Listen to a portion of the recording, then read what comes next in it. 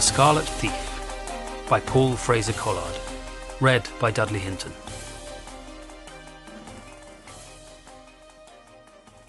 Chapter 1. 20th of September 1854, the banks of the Alma River, Crimean Peninsula. The redcoats staggered to a bloody halt. The men of the King's Royal Fusiliers crouched at the edge of the vineyard, ducking and twisting as the storm of shot, shell and bullet tore through their ranks. Dozens of Fusiliers went down under the Russian barrage, the men falling silently, their passing unremarked. Those still living pressed close to their comrades, the desperate need to be near to another human being overwhelming the rational thought that to be grouped together was to present a larger target for the enemy to hit. Beyond the shattered vineyard there was no cover for the frightened Fusiliers. A dozen yards of open scrub separated the last of the vines from the shallow banks of the Alma River. The bloodied redcoats clung to what little shelter they could find, stubbornly refusing to advance, no one willing to dare the killing ground to the front. On their right, the men of the 2nd Division were going to ground, the heavy fire driving its battered battalions to seek cover in the ruined walls and burning buildings that were all that remained of the village of Lark. All along the line, the redcoats milled in confusion and fear, still yards short of the river they had been ordered to cross. The Russians poured on the fire ruthlessly, striking redcoat after redcoat to the ground, their bodies forming a tide line, a high watermark for the advance. General Raglan's army was paying in blood for the simplicity of his plan. His decision to fling 2 of his divisions against the strongest point on the Russians' right flank was the cause of the suffering being endured by the men who had been ordered forward. It was a plan devoid of all subtlety, a plan that now looked destined to fail. Lark forced a path through his men. He saw the terror on the faces of the Fusiliers, a fear that he knew well as it seared through his own veins. It threatened to drive him screaming to the ground. It begged him to do anything to get out of the merciless fire that swept along the stalled line.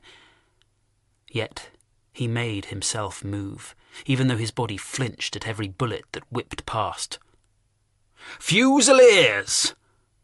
Jack's voice was huge. "Advance, damn you! Move! Move!" Still the Fusiliers refused to advance. Jack shoved at the men closest to him, trying to force them forward. But they ignored him, their eyes flashing in anger as he tried to bully them. The Fusiliers were not advancing for anyone. The men started to edge backwards, the movement fluttering through the packed ranks. The battalion was moments away from turning to flee from the unrelenting Russian fire that was flaying their ranks. They had reached breaking point. Jack cringed as a bullet cracked into the ground at his feet. The fear was paralysing him, ravaging his guts like a caged beast. Every part of him shrank away from what he was about to do. His mind pleaded with him to let someone else carry the burden of responsibility. Yet he had chosen to become an officer, and now he would have to repay the debt that came with the gold epaulets and the respect that came from being addressed as Sir. He shouldered his way through the snug pocket of men to his front, ignoring the oaths and insults directed at him. He strode out of the vineyard and into the cauldron of fire. "King's Royal Fusiliers!"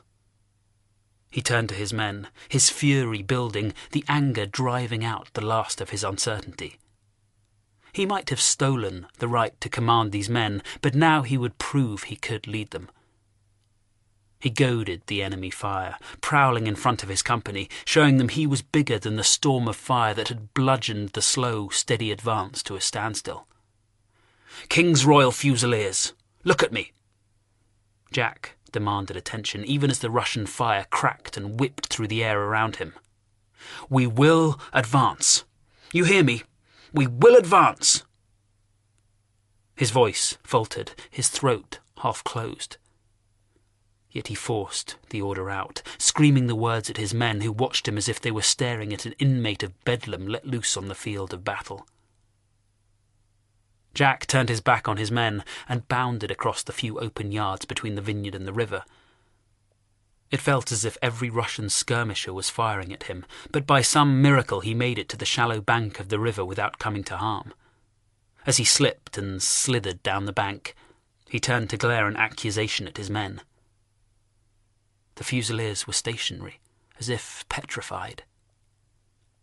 Then, finally, they moved. Prompted by a secret signal, the battalion surged forward. The open ground that had caused such fear was crossed in moments, the Fusiliers streaming forward to slide down to join Jack in the shallow water of the Alma. The Russian fire doubled in its intensity the moment the Fusiliers abandoned the shelter of the vineyard, striking dozens from their ranks. Yet the redcoats ignored the casualties, storming forward, their paralysing fear forgotten. They had crossed the line. In the melee, Jack was pitched unceremoniously forward. The river flowed against the top of his boots, the water icy cold where it splashed against his legs. The Fusiliers careered through the water, the ordered line forgotten, the men moving together in one amorphous mass. The wiser heads among the redcoats lifted their ammunition pouches and rifles away from a soaking in the river, but they were few in number amidst the crazed, adrenaline-fueled mob. The gravel bed of the river was treacherous, the weeds and slime making the footing uncertain, and twice Jack slipped and would have fallen if he had not been so tightly pressed into the pack of redcoats. Around him, his men cursed angrily as they forced their way across the river, elbows working furiously, fighting each other to reach the relative safety of the south bank of the Alma. The south bank was far steeper than the north side, rising 3 to 4 feet before levelling out and forming a shelf above the river. The redcoats threw themselves up the slope with abandon, churning the ground to slick mud as they tried to find purchase with their wet boots. On the ledge, the Fusiliers were screened from much of the Russian fire. Above their heads, the awful barrage continued. To move forward would mean walking straight into the enemy round shot and musket fire. For a second time, the advance halted. The wet, mud-splattered Fusiliers caught their breath after the wild scramble through the river and steeled themselves for what was still to come. "You bloody idiot!" Jack's orderly, Tommy Smith, thumped into the ground beside his officer, ducking away from a flurry of musket fire that whistled past less than a foot above their heads. "You'll get yourself killed if you carry on like that, Jack." It had to be done. The shock of walking into the open ground still coursed through Jack's body, and he shivered at the memory. He felt the cold hand of near death. "But not by you, you damn fool!" Smith had to shout to be heard above the din. "You might be dressed as a bloody Rupert, but that doesn't mean you have to do it all by yourself." A flurry of activity prevented Jack from replying. Another officer was taking control, showing his men what he expected of them. General William John Codrington was 50 years old. He had joined the army 33 years previously, yet this was his first taste of action, the only time he had heard guns fired in anger. Codrington commanded the 1st Fusilier Brigade, part of the once famous Light Division. Although it was no longer made up from the same regiments that had marched to such renown and fame in the battles Wellington had fought in Portugal and Spain 40 years earlier, Codrington was determined his command would live up to their high standards. He had watched his brigade march into the violent storm of the Russian barrage, and he had witnessed their desperate plunge into the Alma. Now he had to show his men what he expected them to do next. Mounted on a small white Arab mare, Codrington spurred his way across the river, encouraging the young horse up the far bank. The men of his command watched the grey-haired general charge straight into the terrible fire that was raging above them. Jack looked on in astonishment. He flashed a smile at Tommy Smith, and then, saying a silent prayer, he pushed himself over the lip of the shelf, determined to be at the head of the attack. With a huge cheer, the redcoats followed. The steep, undulating slope led up to the 4-foot-high wall of the Great Redoubt, the fortified position that was the key to the Russian general's right flank. The Russian skirmishers had moved back up the slope and were already reforming on the crest around the guns hidden in the redoubt. It was up this slope that Codrington's brigade would have to advance, into the mouths of the guns that waited to sweep the attackers away. "Forward the Fusiliers!" Jack screamed, leading his men up the slope. Around him the Fusiliers were horribly disordered, the different companies now hopelessly intertwined after the mad scramble across the river. The precise two-man line was gone, and the redcoats moved forward bunched up in groups. The angle of the slope pulled at their already aching muscles. In the middle of the disorganized crush, the young ensigns carrying the colours found the strength to wave their heavy ash staffs from side to side, forcing movement into the lifeless silk that refused to stir in the still, breathless air. As the 3 battalions of Codrington's brigade erupted from the confines of the river, the attack snarled back into life. Chapter 2. 6 months earlier, Aldershot Barracks, England. The officer groaned with relief as he eased his heavy scarlet coat off his shoulders, the thick bullion epaulets jangling as he tossed it onto the iron bed that dominated the small room. He let out a sigh of tired exasperation. "Lark!" the officer barked. He listened for any sound that showed his servant was rushing to answer the summons. To his annoyance, he heard nothing. "Lark!" the tall officer bellowed for a second time, his voice rising in anger. "Sir?" The officer's servant half ran, half stumbled into the small bedroom, wiping his hands furiously on a stained lint cloth as he entered. "You don't have time for that now, Lark." The officer's face betrayed his annoyance, despite his best attempts to keep it under control. "Where is my best uniform?" "In your cupboard, sir." Jack Lark was new to the ways of being an orderly. He still had much to learn. "What good is it there?" Captain Arthur Slomes ran a hand over his thick, black, mutton-chop whiskers and through the mop of unruly hair that he would soon spend some time attempting to subdue. "You should have it out and ready." "Sorry, sir." Jack looked around for a convenient spot to dump the stained cloth he was carrying. Seeing nowhere suitable, he stuffed it into the waistband of his grey fatigues before making towards the tall mahogany wardrobe that stood in the corner of the small room. "You cannot do it now, you fool. I have no intention of attending on the Dowager Countess this evening stinking like a damn navvy. Go and wash your hands thoroughly. I'll do it myself." "Yes, sir." Jack muttered a curse under his breath. He had forgotten to have his master's finest uniform ready. The list of chores to be done in a single day was taking him too long. He knew he would have to work harder if he were to remain in his new position. He turned to hurry from the room, determined to wash quickly and make up for his error. He would not throw away the chance he had been given. An orderly was a step up from being an ordinary redcoat, and Jack was desperate to succeed. "Wait." Sloane snapped the curt command. "You can help me with my boots before you go." The young captain turned his back and offered up his foot for Jack to hold. The 2 men were of a similar height, both a shade under 6 feet tall, yet their faces betrayed their relative status as eloquently as the badges of rank that adorned their uniforms. Sloames's fleshy face and thick waistline betrayed his privileged lifestyle, his blue Oxford uniform trousers straining across his generous backside. Where Sloames was portly, Jack Lark was gaunt, his hard face and wiry physique the result of a youth spent in London's slums. His ill-fitting fatigues may have hung from his sparse frame, but his rolled shirt-sleeves revealed a pair of finely muscled forearms. Jack may have lacked his officer's bulk, but there was strength in his sinewy build, strength that he needed as he strained to pull the tight, calf-length boots from his master's feet. "You must try to improve, Lark," Sloames grunted as the first boot was tugged free. "I'd have thought you would have begun to get the hang of things by now." "Sorry, sir." Jack bit his lip as he took a firm hold on his second boot. I lost track of time." What were you doing? Sloane sighed with pleasure as his right foot found freedom. I was polishing your sword, sir.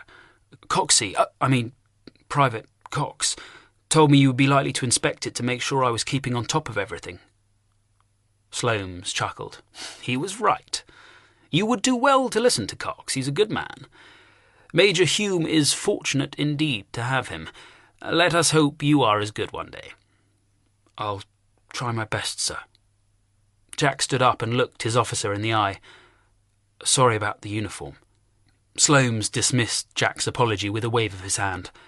Quick now. Wash up and hurry back to help me get dressed. The Colonel hates to be late, and I cannot risk keeping him waiting. He fixed Jack with a warm smile. Even us captains have to do as we're told. You'll throw this chance away if you're not careful. Jack twisted away from Molly, his pleasure at seeing her waning in the face of her criticism. I know, Molly, I'm not soft in the head. Well, you will be if you mess this up. Molly stepped back into Jack's arms, ignoring his churlish response. You have to make something of yourself or we'll never get anywhere. She and Jack had been together for nearly 3 months. He came to visit her in the garrison laundry often, his new life as an officer's orderly giving him a freedom he could only have dreamt of as a simple redcoat. I won't mess it up. Jack's pride had been stung. He knew he had forgotten his master's instructions, and Captain Sloane's was well within his rights to admonish him, but he had hoped Molly would be more sympathetic. You better not. I can't waste my time on a redcoat. I want to make something of my life, even if you don't. I'm not a waste of time. Sloane's picked me to be his orderly, didn't he? Well, just don't make him regret it. Molly moved back and brushed at his lapel where a few of her hairs lay. I know you like being a servant, but it's not that much of a step up, is it? It's not like being a corporal or a sergeant. I'm not a servant, I'm an orderly. It's different. Jack's fragile pride was offended. It keeps me away from Colour Sergeant Slater, and that's good enough for me. I don't know why you're so frightened of Slater. He's not that bad. I think he's a fine figure of a man, and he's always nice to me when he comes in here. And he's a sergeant. Molly reached for Jack's face, her finger sliding over Jack's smooth and unfashionably hair-free cheeks. Slater's not a fine figure of a man. Jack looked at Molly warily, sensing she was showing more than a passing interest in his company's colour sergeant. He's a bastard. If that's what it takes to become a sergeant, then it's not for me, thank you very much. Jack's words belied the ambition that burned brightly inside him. To be a sergeant would be the pinnacle of his time as a soldier. It was a position he was determined to achieve, his role as an orderly merely a stepping stone on his climb up the ranks. I can just see you with them stripes. Why, you could even become an officer and have your own servant. Orderly, Jack rebuked her. I'm not about to become an officer. It's not for the likes of me. You have to be born with a silver spoon in your muzzle to become an officer. If you have the money, you can become an officer. If you don't, then forget it. Some do it. Some do. But they never go far. Quartermaster's about all they're good for, and even that's as rare as finding gold in horse shit. You give up too easy. You'll never get anywhere if you don't try. I can see it, even if you can't. You, this big, handsome officer, and me, your lady. Molly giggled at the wild fancy. Jack smiled at the notion. It's never going to happen. Molly's hands disappeared behind her back, untying the knots that held her apron in place, her teasing smile making Jack's heart race as he began to hope the afternoon's visit would not be completely wasted. My mam says you lot are going to be posted. What? Molly's darting train of thought often left Jack lumbering to keep up with her. You lot is going to be posted. Mam says that Billy, who looks after Major Danson, told her. Molly tossed her apron to one side and started to undo the buttons of her blouse. Billy Burton don't know shit. Jack tore his eyes from the glimpse of flesh and took hold of Molly's hands to stop her undoing any more buttons. Her words had changed the focus of his thoughts. It was exciting news if it was true. The battalion had been stationed in Aldershot on garrison duty ever since he joined it 4 years previously. It was dull, and Jack chafed at the routine life that ground out through the days and months. A posting would mean going abroad, seeing the world, and, with any luck, doing some proper soldiering. "Well, my mam says he said it, so there. You don't have to believe me," Molly pouted. Against his tanned skin, the red rawness of her hand stood out vividly. The countless hours spent in hot water dealing with the battalion's laundry taking its toll even on her young 17-year-old skin.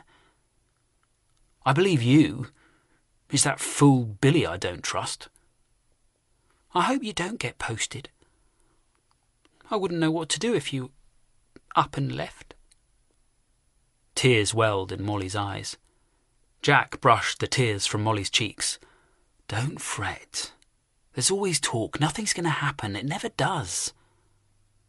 Molly nestled into his arms, consoled and safe in his embrace. Jack rested his chin on the unruly curls pinned on top of her head. His heart raced, his hopes coming alive at the idea of leaving. For a posting might mean facing the harshest test a soldier could imagine. Battle. Chapter 3. Jack paused at the door of the barrack room, the stench emanating from the confined space like a physical wall barring his progress. The smell was always worse when he had stayed away for a while. The small box room Sloanes allowed Jack to use in his suite was a palace compared to the confines of the rank barrack rooms the other redcoats were forced to live in. The air was thick with the smell of pipe clay, boot-blacking, damp clothing and lamp oil. The 40 redcoats who called this their home ate, slept, cleaned their kit, cussed, complained, drank, pissed and farted in one small area. In summer, they boiled, sweating and stinking through the warmer months, the meagre windows firmly shut and barred no matter how hot the room became. In winter, they froze. A single stove and limited ration of fuel left the accommodation cold, damp and inhospitable. But no matter what the season, the room still stank, the smell of 40 unwashed bodies and the sour smell of urine from the single piss pot ever present. "Have you boys been eating dead dog again? Smells like Satan's arse in here." Jack pushed his way into the room, greeting his former messmates with a warm smile. He missed being with his fellow soldiers. The long hours he spent with his officer took away the companionship of his brother redcoats. Despite his best efforts, his new role had created a barrier between them, something he regretted. The soldier closest to the door looked up briefly, then returned his attention to the crossbelts of his uniform, which were laid carefully out on his bed as he applied the thick layer of pipe clay that gave them their smart, white colour. A few other members of the mess greeted Jack's arrival with a brief comment before they carried on with their serious task of preparing their uniforms for the parade their captain had ordered. One burly redcoat ambled towards Jack, a wide smile spread on his face. "Hello, Mud. Come to check up on us? I couldn't stay away." Jack took the meaty hand thrust towards him and shook it vigorously. He had been known as Mud ever since joining the regiment, a reference to the mudlarks of the River Thames that more than one of the redcoats had been before they had taken the Queen's shilling.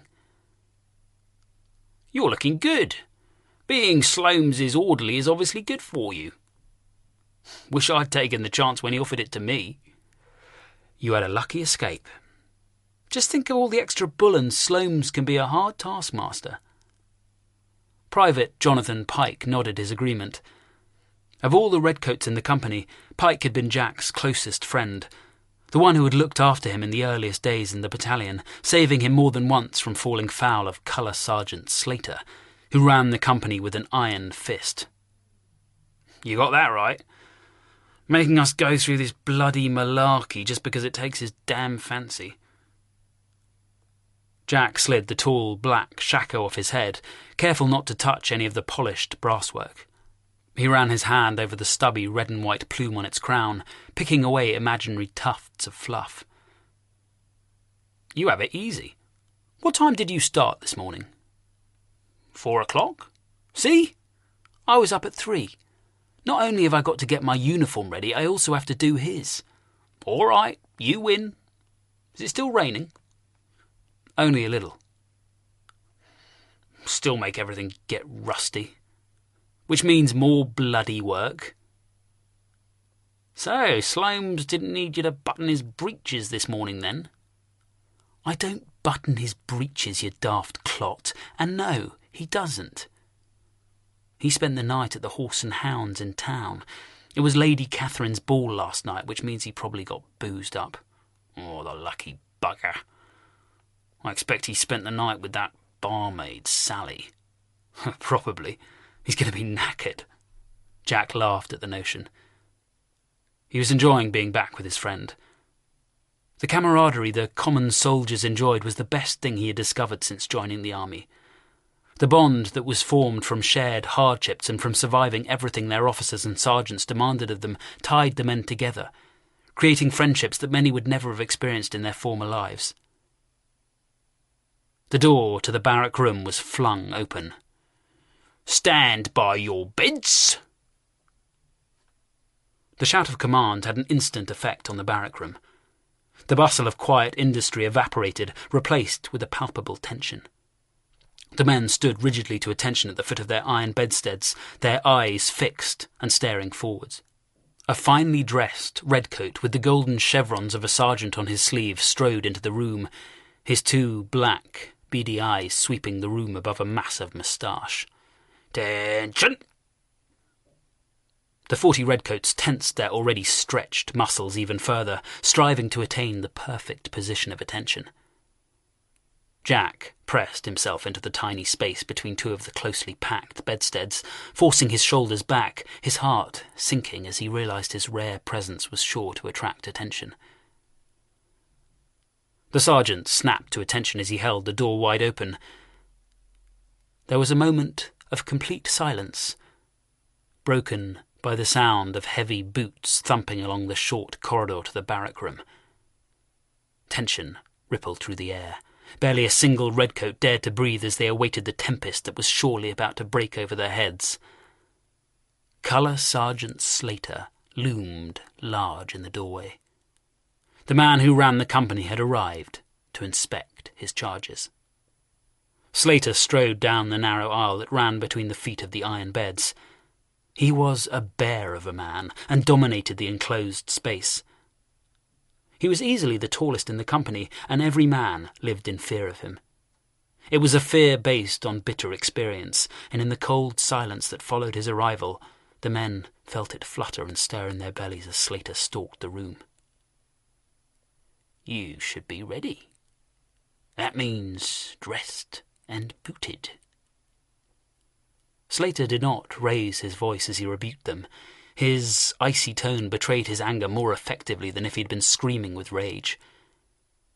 When he reached the far end of the barrack room, he swung round to face the soldiers whose lives he ruled, his thick moustache twitching.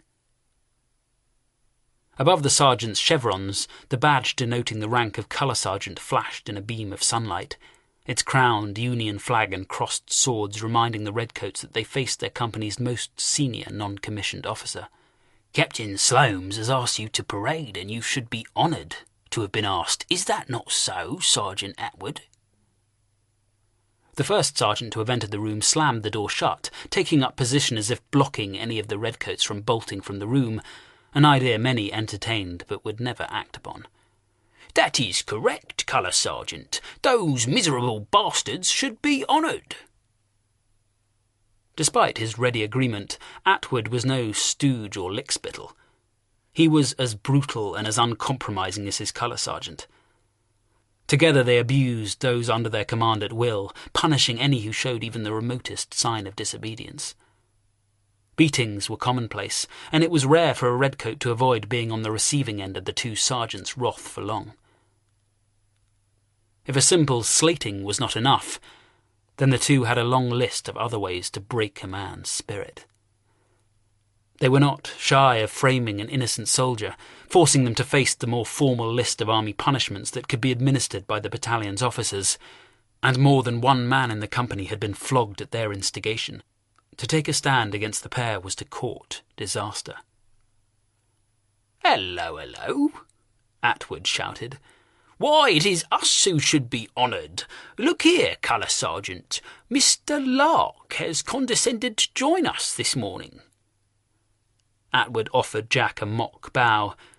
Slater narrowed his eyes. Jack had been one of the very few men in the company foolish enough to stand up to the two sergeants. His independent spirit had cost him dear, the last beating the sergeants administered one of the most brutal they had ever inflicted. Had Jack not escaped their clutches by becoming Sloane's orderly, it was almost certain that he would have been up before the colonel on a trumped-up charge of theft or insubordination, the result of which would have been a brutal flogging. Instead, Slater and Atwood had been cheated of their victim. Neither had been quick to forget.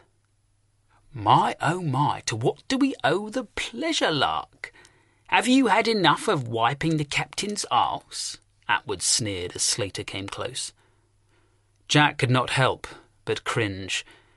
He had the sense to remain silent, fixing his eyes on a rusty nail head that stuck out of the wall opposite. "Cat got your tongue?" Slater whispered. "Beg your pardon, sir?" Slater stood in front of his former charge, his head thrust forward so it was a matter of inches from Jack's own. "Dear, oh dear. I can see your time spent away from me has done little to improve your manners. You are still beholden to me. You would do well to remember that." The menace contained in his quiet words and the warning they gave was clear. "Yes, Colour Sergeant." "Do you miss me, Lark?" Jack lowered his eyes so he met Slater's. The Colour Sergeant's eyes were a soft, moist brown. On a woman they would be beautiful. On Slater they were pure evil. "No, Colour Sergeant." A very faint ripple of laughter went round the room. It was enough for Slater to twist on the spot, his eyes roaming over the men, his fierce stare silencing the redcoats in an instant. He turned back to Lark. "You should miss me. Because if I'm not looking after you, then who is?" Slater smiled as he spoke. He turned and looked quietly around the room of silent redcoats. Each man stared into space. The silence seemed to please the huge man, and he let out a bark of laughter. "You all need me looking after you, because without me you'd be nothing. Now, as soon as the bugle calls, you get yourselves out on that square. Do not let me down." With that, Slater stalked from the room, Atwood following closely in his wake. The room stayed silent until the sound of heavy footsteps had faded. Then the redcoats grudgingly returned to their preparations. Slater's presence was still heavy in the confined room. None of the men would risk not being ready for the parade. A few shot Jack a reprimanding glare, the men painfully aware that his presence had contributed to Slater's mood. Their disapproval saddened him. He'd once counted many in the room amongst his closest friends. His desire to better himself had come at a heavy price. Chapter 4. Jack checked Captain Sloane's washstand for a third time. The carefully arranged toiletries were all in their allocated place, the pots of pills and the jars of potions and creams ordered and precise. He had stropped the razor, cleaned the brushes and combs, picked the stray hairs from the towel, filled one porcelain jug with hot water and another with cold. He made sure the wash bowl was without stains or watermarks, and the sheet on the floor was laid out evenly and blemish-free. He was certain that Sloane's would have no cause to find fault this morning. "Good morning, sir." Jack took a deep breath and pulled back the thin curtains that had been fighting an uneven battle against the early morning sunlight. It was past 10, Yet Jack had delayed waking his master, knowing full well that he had not struggled home until the small hours of the morning, after another heavy night of drinking in the officers' mess. However, a meeting with the battalion adjutant had been arranged for noon, and despite Jack's silent prayers, Sloames had not stirred of his own volition. A groan came from deep under the bed's tousled coverings. "Coffee, sir?" Jack stood dutifully at the foot of the bed, a cup of the first medicinal coffee of the morning in his hand. "Good morning, Lark." Sloames's muffled voice was feeble. "What time is it?" "Past 10, sir." "Good God!" Sloames pushed his way clear of the covers, emerging into the sunlight, blinking furiously. "You mentioned coffee?" "Sir." Jack stepped forward and carefully placed the china cup of steaming black coffee in Sloames's trembling hand. Sloames peered at him over the brim of the scalding liquid. "You look like an over-eager hound, Lark. Whatever is the matter? Goodness. Oh, my head." "You'll soon feel better, sir." Jack did his best to sound composed. He did not want Sloames to think he was anxious. "I have prepared your second-best uniform for your meeting with Captain Ramsay." "Very good." The coffee worked its restorative power, and colour returned to Sloames's cheeks, warming his former deathly pallor. "Good coffee." "Thank you, sir. The mess had fresh beans this morning." Sloames handed the empty cup back to his orderly before taking his head in both hands and ruffling his hair vigorously. "God, I feel awful." He stopped back and looked up. "Oh, by God, that was a night. I suppose I should have learnt my lesson by now." Sloames smiled ruefully at his orderly, abashed yet obviously proud of his own fecklessness. Jack smiled back at his officer, his charm impossible to ignore. Like all officers, Sloames was a hard drinker, the officers' mess famous for its riotous nights. More often than not, these evenings ended with some horseplay or mischief that would have the colonel wondering at his officer's sanity. Only the other week, a precious teapot had been smashed in an impromptu game of indoor cricket, much to the delight of the officers and to the despair of the colonel's wife. With a loud groan, Sloames pushed himself up from the bed. He staggered to the washstand, and Jack leant backwards to make enough room for Sloames to pass without their bodies touching. Sloames made a quick appraisal of his toiletries. "Damn you, Lark, can you do nothing right?" He spat a thick wad of phlegm into the washbowl. "Sir?" Jack stepped forward, his heart pounding as he tried to work out what he had done wrong. Sloames laughed at Jack's horrified expression. "Just testing, Lark, just testing. Everything is perfectly in order." He turned and threw 2 handfuls of water over his face. "You really are a hopeless cove." Jack did his best to smile. He helped his officer through his morning wash routine, passing and taking items as they were needed or discarded. "Have you heard the rumours?" Sloames lifted his chin high and started to scrape away the unwanted hairs, carefully trimming round his thick mutton-chop whiskers. "Rumours, sir?" Jack was immediately interested. For the officers' orderlies, gossip and tittle-tattle were the common currency of their lives, sought as eagerly as the scattering of forgotten coins that could be slipped unnoticed into a diligent servant's pocket, and as jealously husbanded. "Do not play innocent with me." Sloames looked at his orderly from the corner of his eye. "The rumour that we're going to be posted." "I'd heard something about that, sir." "That doesn't surprise me. Would it astonish you if it were true?" "I suppose so, sir. I thought we'd be stuck here forever." "Would that suit you, or have you the taste for adventure?" "I've never given it much thought, sir, if I'm honest." "Truly?" "I must confess that I think of little else. What could be worse than stagnating in this God-forsaken place? What glory is there to be won in Aldershot? What legacy will be left if I languish here and waste the prime years of my life?" "There's plenty of time, sir." You're wrong there. Sloanes waved the razor at Jack to emphasise his point. I'm fast approaching 30 years of age. 30! My life is slipping away. My father had fought a dozen battles in Spain and faced down the damn frogs at Waterloo by the time he was my age. Whereas what have I done? Sloanes gave Jack no time to answer, not that he would ever be unwise enough to offer a suggestion. Nothing.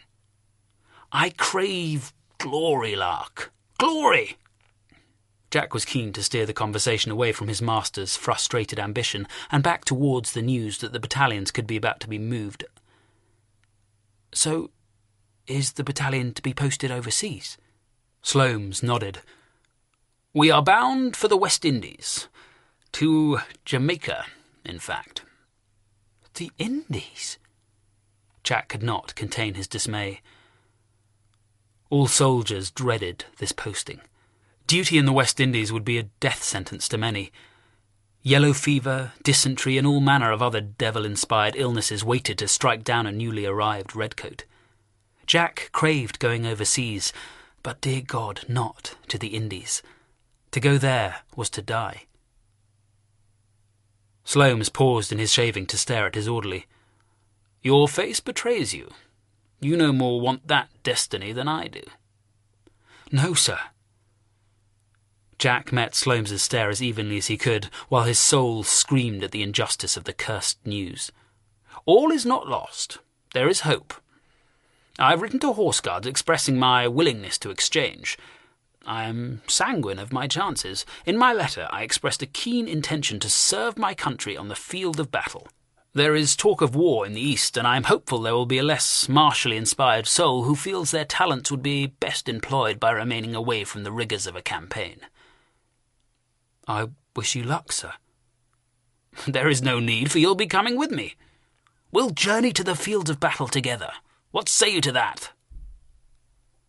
Sloanes tossed his razor into the bowl with a flourish and turned to face his orderly, his face alive with the prospect of going to war. Can you see the future unravelling before us? We shall leave this mundane existence behind us and go to war. Jack swallowed hard. Molly's rumours had proved to be true. Chapter 5. To war? Why on earth do you want to go to war? Molly stamped her foot in frustration. What's wrong with going to the Indies? Well, for starters, I don't fancy puking my guts out every day for a year before they shove me in a box. Jack's frustration matched Molly's. He'd come to deliver the momentous news only to find it had reached the garrison laundry before him. Who says it's like that? I heard the sun shines every day, and there are servants, even for the likes of us. And you can swim in the sea that's as warm as a bathtub. You can't even swim, you ninny. Who's filled your head with all this nonsense? It's not nonsense, Mam says. Jack snorted with laughter. And what does she know? She's never even been to London. She knew you lot were getting posted before you did, didn't she? But that doesn't mean she knows anything about life in the Indies. Oh, and you do, I suppose. I know a damn sight more than your mam. You're just being your usual cantankerous self, just to go slight me. I'd do anything to get out of here. I want us to go.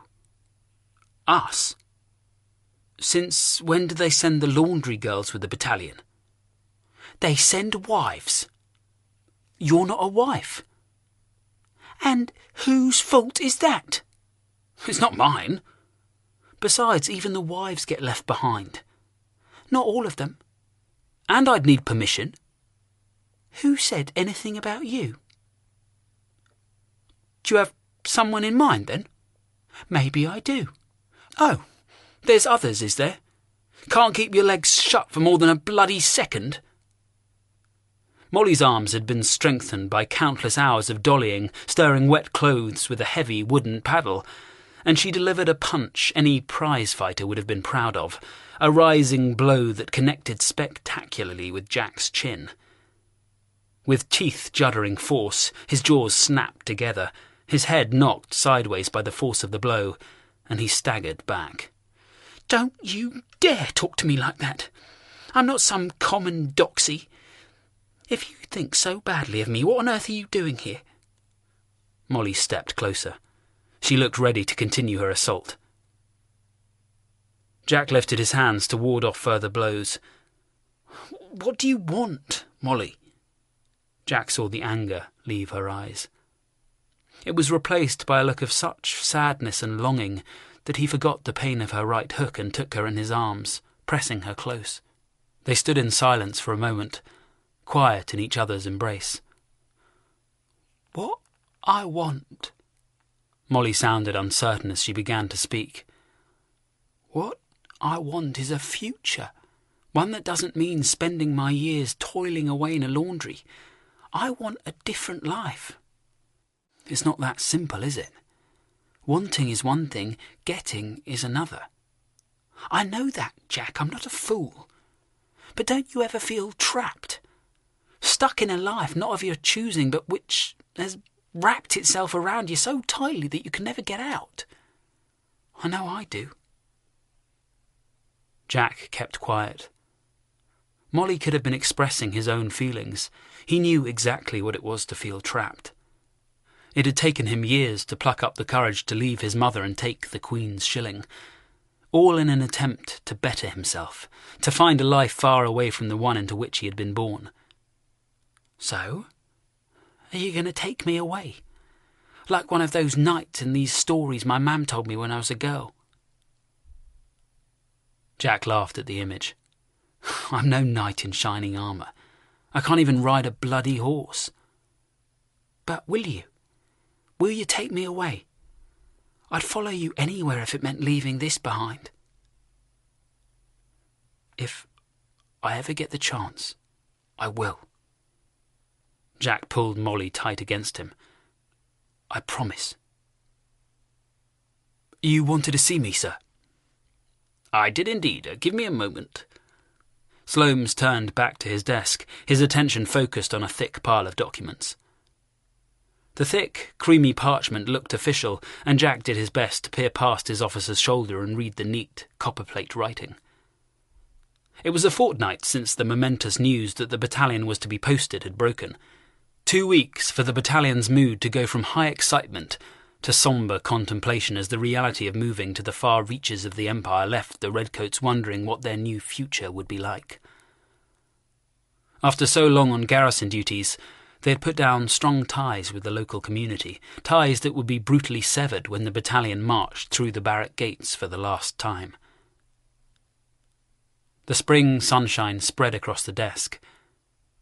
It warmed the dreary room, the soft yellow light meandering over the stained, peeling wallpaper that had once been deep red but now looked blotchy and discoloured. Slomes had obviously been working on these papers for some time. His fingers were stained with blue ink. With a flourish, he scratched his name on the uppermost paper and threw his steel pen to one side. The rickety chair he used at his desk creaked loudly as he twisted round to face his orderly once again. "There, it is done." Slomes stood, brandishing the paper he had just signed, waving it imperiously under Jack's nose. Slomes seemed well satisfied with his work. He smiled widely and brushed his wayward hair from his face, oblivious of the inky streak he left on his forehead. Dressed in civilian clothes, and with the warm sunlight playing on the red and yellows in his brightly coloured waistcoat, Slomes looked much younger than he did when encased in the scarlet shell of an officer. "It, sir?" "It, my dear Lark, is our ticket out of here. This beautiful missive is the final document that confirms that I am to purchase a captaincy in the King's Royal Fusiliers. Fusiliers, Lark! We are to be Fusiliers." "Us, sir?" "Of course. I told you I couldn't do without your services. We shall face this new adventure together. I shan't know a soul in the new regiment, so it will be good to have a familiar face around." Jack took a moment to digest Slomes's sudden announcement. He felt an absurd surge of pride that Sloanes had made the effort to arrange to take him. "I shall have to go to London for a few days to finalise the affair with the agent handling the transaction. I've hired a coach and driver to collect us tomorrow morning." "Very good, sir. I'll start preparing your things." "That is not all." Sloanes brushed past his servant, the small sitting room not allowing for easy movement when two people occupied it. "Have you heard of the events unravelling in the East?" "A little. Something about the Russians and the Ottomans?" "You have it exactly. For too long, Tsar Nicholas has been trying to exert pressure on the Ottomans with an eye to increasing Russian influence on their southern borders. Ever since that shameful episode at Sinop, when those Russian blackguards massacred those poor Turkish sailors, the papers have been calling for something to be done, and I, for one, am in full agreement. Even as we speak, Lord Raglan is putting his command to readiness, and I have it on good authority that the King's Royal Fusiliers are to be part of his force. They expect to sail shortly, and although I shall not be there to join them before they are dispatched, I expect to be able to follow them without much delay. Indeed, time is of the essence. I would not have anyone say we dallied, and I am keen for us to arrive and take command of my new company before the campaign starts properly." "But the government hasn't declared war yet, sir, has it?" "No, it hasn't, but the papers have been demanding nothing less for months, and I fully expect war to be declared before the end of the month. The Turks and the Russians have been battering at each other for an age now, so the stage is set for us to remind the world that the British army is still to be feared, even if we are to be allied with the damned French." "Doesn't that strike you as queer, sir? Us fighting alongside the Crappos?" "It is war." Sloanes looked suitably grave, an expression at odds with his obvious excitement about his new commission. "It is not pleasant, but I am sure the government knows what it is about. If I am ordered to fight alongside the French, then I shall do so with pride. My own misgivings cannot be placed above the needs of the country." Jack nodded in agreement, doing his best to match his officer's gravity. It shamed him that he did not know more about the situation that would soon lead his country to declare war. He had free access to Sloanes's newspapers, but had never bothered to take the trouble to read them. "So, where will we be sent exactly, sir?" "Here, let me show you." Sloanes reached for that day's paper which was on his desk. "The Times has an excellent representation. Yes, here it is." Sloanes folded the paper so that a half-page map appeared uppermost. He made space on his desk's blotter and smoothed the Times flat. Jack moved forward and leant over his officer's shoulder to see. The two men shared a moment's companionable silence as they gave the map their fullest attention. "Here is Moldova." Sloane's finger moved over the map. "The Russians invaded back in June last year. This here is Wallachia. The Turks have been fighting the Russians in these parts since October. It's a nasty business, but if the reports are to be believed, the Turks have given the Russians a bloody nose or two. As yet, it's not clear where our army is to find work, but I would not be surprised if we were to join the Turkish army here, near the Danubian principalities. However, there is some pressure for us to do something a little more dramatic, and some observers are calling for a campaign here on the Crimean Peninsula with a view to seizing the Russian naval port at Sevastopol. That would make Tsar Nicholas sit up and take note." Jack listened to the exotic names and tried to work out exactly where these strange foreign places might be in relation to England. His knowledge of geography was scant, to say the least. As Sloanes spoke of the protracted series of events that had led Britain to contemplate going to war for the first time in nearly 40 years, Jack did his best to read the article that accompanied the simple map. He was so engrossed that he didn't notice that Sloanes had stopped talking and was staring at him. "You find this interesting, don't you, Lark?" Jack pulled himself upright and took a respectful step away from the desk. For a few minutes, the social gulf between the two men had been bridged by their shared interest in the wider events of the world. "Yes, sir." Jack's use of the honorific broke the spell, re-establishing their respective ranks. "You may take the paper with you if you wish. I've read enough for today. I didn't know you could read, Lark." "My mother taught me. I don't get much chance to practice, though, so I'm a little slow." The admission brought back some of their earlier closeness, and Sloames handed the newspaper over with pleasure. "Here, take it. I would be perfectly content if you were to take the daily paper with you at the end of the day. The Times is a little long-winded, but at least you'll learn something of the campaign we're shortly to join." Jack nodded his thanks. To go on campaign with Sloames was everything Jack had ever dreamt of since he had first taken the Queen's shilling. But it would mean leaving Molly. Chapter 6. The street was dark. A few gaslights lit the main streets in town, but in the long rows of terraced housing behind the new train station, the darkness was left to smother the back streets in an impenetrable gloom. The days had finally started to draw out, but the evening still pressed in quickly. In the poorer areas of town, little spare money could be wasted even on the cheapest tallow candles, so the darkness was left to rule unchallenged. Jack dawdled his way closer to the house where Molly lived with her mother. He was smartly dressed in his best uniform, as was required to pass the guard and be allowed into town. He did his best to avoid stepping in any of the unsavoury mess that littered the ground. He wished he had had the foresight to bring a lantern, and he prayed he would arrive at Molly's house without his well-polished boots smeared with some noxious substance. There were few people around now darkness had set in, the people crammed into these small terraced houses seeking whatever rest they could get before returning to their work in the morning. Occasional raised voices echoed down the street as people vented their anger and frustration on one another, and in the house next door to Molly's, a baby wailed, its plaintive cry reverberating through the gloomy street. With a determination he did not feel, Jack rapped on the scarred front door of number 27. The house behind its sturdy door was silent.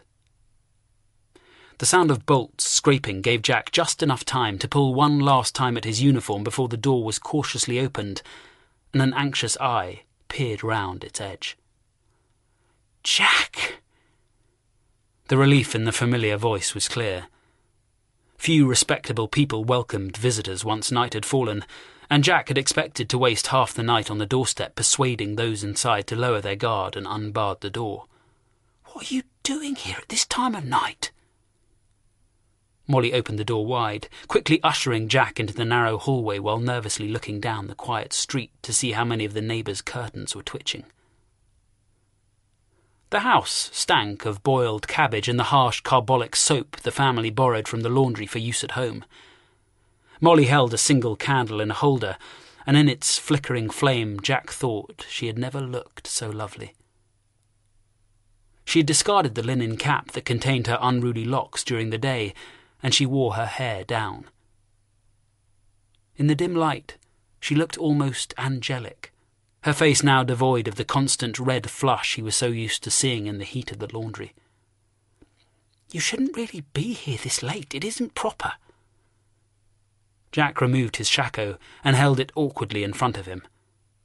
"It's a bit late to worry about that now," he smiled as he saw a flush of crimson on Molly's cheeks. She turned to call up the stairs. "It's all right, ma'am. It's just Jack. He won't be staying long." She fixed Jack with a challenging glare, daring him to try any more of his ribald humour. But Jack was there on a more serious errand. He looked at Molly as earnestly as he could. "I haven't come for anything untoward, Molly. I just want to talk." "Then you better come through to the kitchen. We can't use the parlour, not just the two of us." Molly edged carefully around Jack and led him through the door at the end of the hall into the kitchen at the back of the house. The room was warm to the point of being stuffy, with a small fire in the grate adding its heat to that emanating from the cast-iron range that dominated the room. 2 mismatched wooden chairs sat in front of the fireplace, one for each of the women in the household, and Molly pointed to the largest one for Jack to sit on. "You'll be wanting tea, I expect." "About time you offered. I've been here ages." He thought he caught a flash of anger in her eyes, so he resolved to be more serious. "Thank you."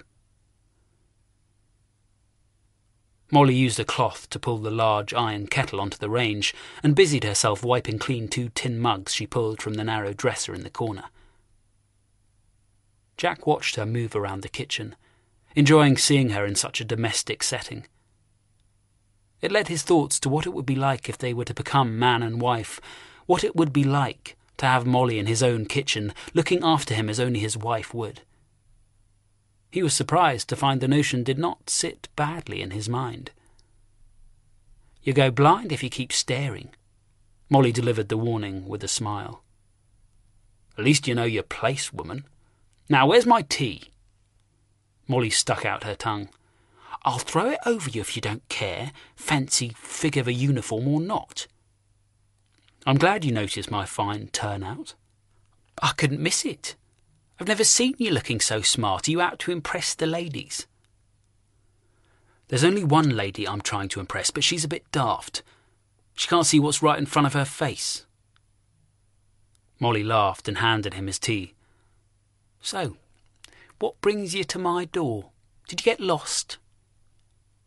Jack stared at the dark liquid in his mug as if he could read the future in it. Molly saw his serious expression and had the sense to remain quiet as she took the seat next to him, reaching her hand out so that it rested lightly on his arm. "It's Sloane's," Jack spoke at last, his voice quiet. "Sloane's?"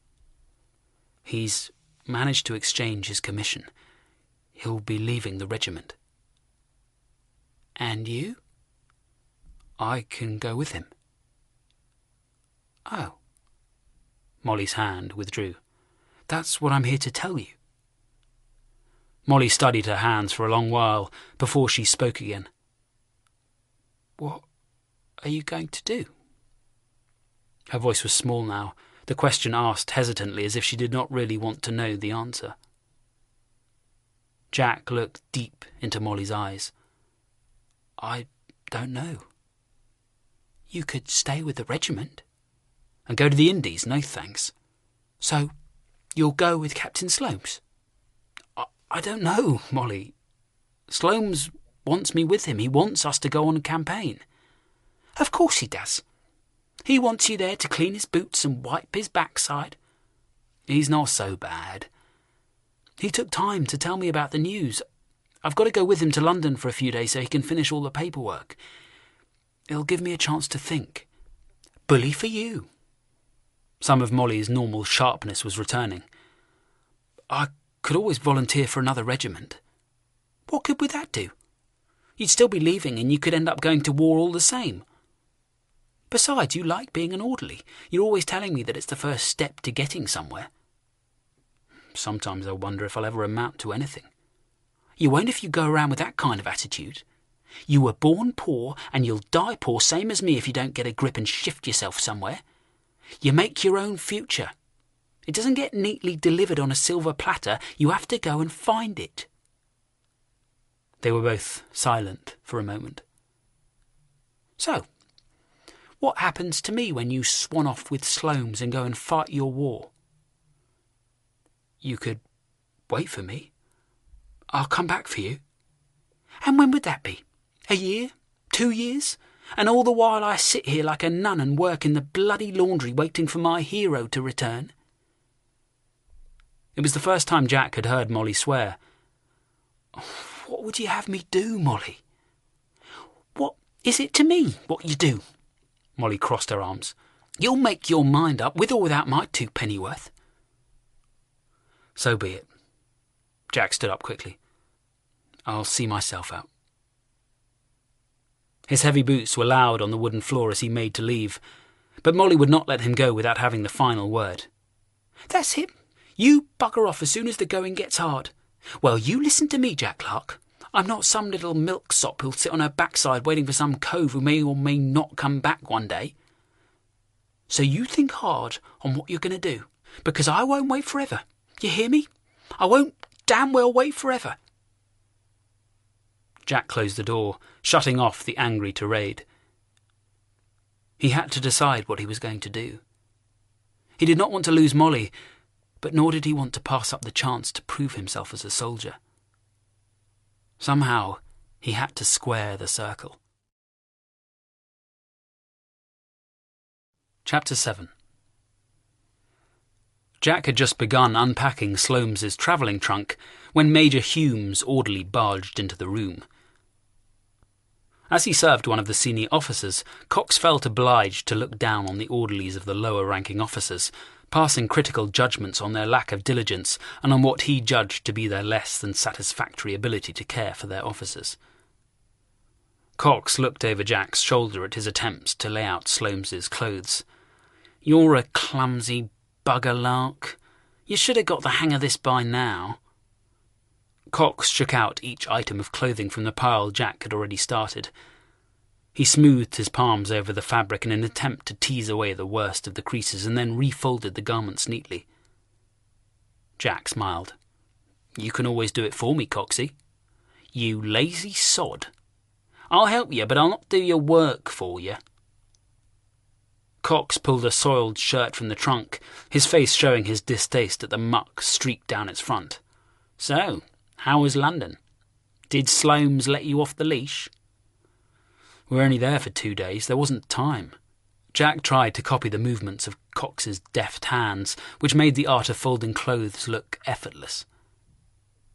Cox had a sharp tongue and was never shy of criticising his fellow orderlies, but he had gone out of his way to help Jack on too many occasions to count, teaching him the skills he had needed in order to adapt from soldier to orderly. "That's what they all say. Martyrs we are, Jack, martyrs." Cox tutted in rebuke as Jack twisted another of Sloanes's shirts into a rumpled mess. "Take your time, those shirts are expensive. You heard the news?" Jack scowled in frustration at his own clumsiness. "No? What news?"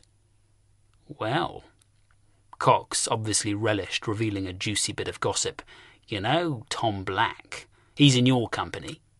"Of course I know him. He's full of himself. Real barrack room lawyer. He has got himself into trouble. Nothing good ever comes from being a gobshite." Jack stopped folding the clothes and looked at his fellow orderly with interest. "What the hell happened?" Cox grinned. "Listen to you. You should learn to speak like an officer. A foul mouth will do you no good." "Just tell me what happened, will you?" Jack replied before correcting himself. "If you would be so kind." "That's better." Cox perched his skinny shanks on the edge of Sloanes's bed. "Manners cost nothing, young Jack. If you want to get on in this world of ours, you are going to have to face facts and learn to speak with some decorum, and not like you just barged in straight from the gutter." Jack grinned at the lecture, enjoying Cox's company despite his prissiness. "Now then," said Cox, "Sunday night, Colour Sergeant Slater was assaulted. He was on his way back to the sergeant's mess when some cowardly cove set about him." "Well, that could be anyone in the damn company." "Why do they reckon it was Tom?" "Patience, Jack, I'm coming to that. So, this rascal comes at Slater out of the dark, trying to take him unawares." "Sounds like a good idea to me." "Hush. But, of course, our valiant hero is not one to be beaten so easily. Not only does he fearlessly beat off the dastardly ambush, but he also manages to capture his assailant. And who does that turn out to be?" "Tom." Even as Jack spoke the name, he knew what had happened. Slater had not been assaulted. The mouthy young soldier must have fallen foul of Slater, and this was simply the sergeant's way of exerting his authority. "So you do have some brains after all, Jack. Yes, it was Tom, and he's been in the clink ever since." "And I suppose no one else saw what happened?" I told you it was dark. Anyway, Slater caught him, so he's banged to rights. We both know that is not necessarily so. Just because Slater says something doesn't mean it's true. What are you saying, Jack? That Slater would stoop to blagging? Anyway, Tom Black is going to be flogged in the morning. He's been sentenced to 50 lashes. Bloody hell, 50? He must really have upset Slater to get a flogging like that. Listen to you. Tom has only himself to blame, the fool. 50 lashes should learn him right if it doesn't kill him. Jack closed his eyes as he absorbed the horrid tale. Tom had no chance. No one, especially not an officer, would take the word of a young private over that of an experienced non-commissioned officer. It was a vivid example of the power a colour sergeant wielded, and the price that had to be paid for daring to flout Slater's will. In the quiet stillness of dawn, the 10 companies of the battalion marched on to the parade ground. The only sound that marked their entrance was the slow, mesmeric beat from the battalion drummers. Like a heartbeat, the sound never faltered, each ponderous strike of the drummer's stick sending another beat to echo round the barrack blocks. The redcoats marched to their allotted place and then stood in grim silence. The whole battalion was on parade, the 10 companies arranged to form 3 sides of a square, with the side closest to the gatehouse left open. The men faced the open space in the centre, where the punishment triangle stood. Fashioned from the fearsome half-pikes that the battalion's colour guard wielded in battle, it waited impassively for its victim, the apex of the triangle thrusting up towards the dull, lifeless sky, the base resting on the ground, the whole held up by a pair of supports pushed hard into the clay soil. Thick ropes had been tied to the uppermost pikes, their ends left dangling, ready to tie Tom Black's wrists to the thick staffs of ash. 2 more sets of ropes lay coiled on the ground, ready to lash his ankles to the sides. Held fast by the ropes, Tom would be unable to move, his back presented to the whip, open and exposed. The soldiers stood in their ranks, eyes fixed, facing forwards, waiting for the arrival of their officers and for the signal that the punishment parade was to begin. A punishment they knew to be unjust. The redcoats bore a strict sense of fairness. They did not shirk from punishment. Indeed, a flogging broke the monotony of garrison duty. They understood the rules. They knew that to break the army's regulations was to risk dire punishment, and if anyone was foolish or slow-witted enough to do so, and worse, be caught, then they had to damn well live with the consequences. Yet the redcoats knew there was no justice on parade this day. The battalion knew Colour Sergeant Slater just as they knew Private Tom Black. They knew the mouthy soldier had fallen foul of Slater, but that alone should not merit the infliction of 50 lashes, the heaviest sentence the colonel could order on his own authority. The officer's arrival was announced by the jangle of horse tackle, the damp soil deadening the sound of the horses' hooves. To the solemn beat of the drum, the officers rode to their allocated places. If they sensed the men's tension, there was no sign of it in their languid pace and in the easy way they set their chargers. Barely a glance was given to the stationary rank of redcoats. "Carry on, Sergeant Major." Colonel Stimpson gave the order to the regimental sergeant major in a low tone. Still the words sent a ripple of tension through the battalion, as if the hundreds of men had drawn breath as one. Stimpson looked around him warily, suddenly becoming aware of the strange mood gripping his battalion. To the words of command, the prisoner detail left the guardroom and made their way to the parade ground. Tom Black marched between the men charged with bringing him to his place of punishment, his head low, his eyes fixed on the ground, unable to look at the formed ranks of the battalion assembled to witness his shame. Tom marched without his musket, his scarlet coat bereft of the cross-belts, his head bare. His body shivered in the morning air. the cold and fear setting his muscles trembling, the shaking obvious to the hundreds of eyes that watched his progress. Had Tom lifted his gaze, he would have seen little sympathy in the impassive faces of his fellow redcoats, their expressions betraying none of their emotions. Yet more than one soldier wondered what thoughts were going through Tom's mind, what fear he felt, what they would feel if they ever found themselves in his place. Tom looked small, puny, his escort in their tall shakos seeming to tower over his slight frame. The young soldier's face was puffy, his skin blotchy. The tracks of tears smudged his face, and a thin smear of snot crusted around the meagre moustache on his upper lip.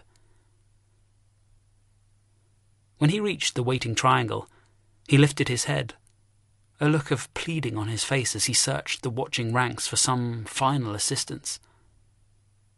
With deft hands, the corporal in charge of the escort stripped the young soldier to the waist, his scarlet coat and thin shirt quickly removed. Tom looked around piteously, his beseeching look ignored by the two sergeants who tied him fast to the triangle. Jack was transfixed. He could see every shaking rib in Tom's thin frame. He could see the tears coursing down the young soldier's cheeks. The adjutant spurred his horse forward. In a loud, braying voice, he read the charge that had been brought against the redcoat. The words passed Jack by, the adjutant's voice droning on, the convoluted passages he read out barely making sense.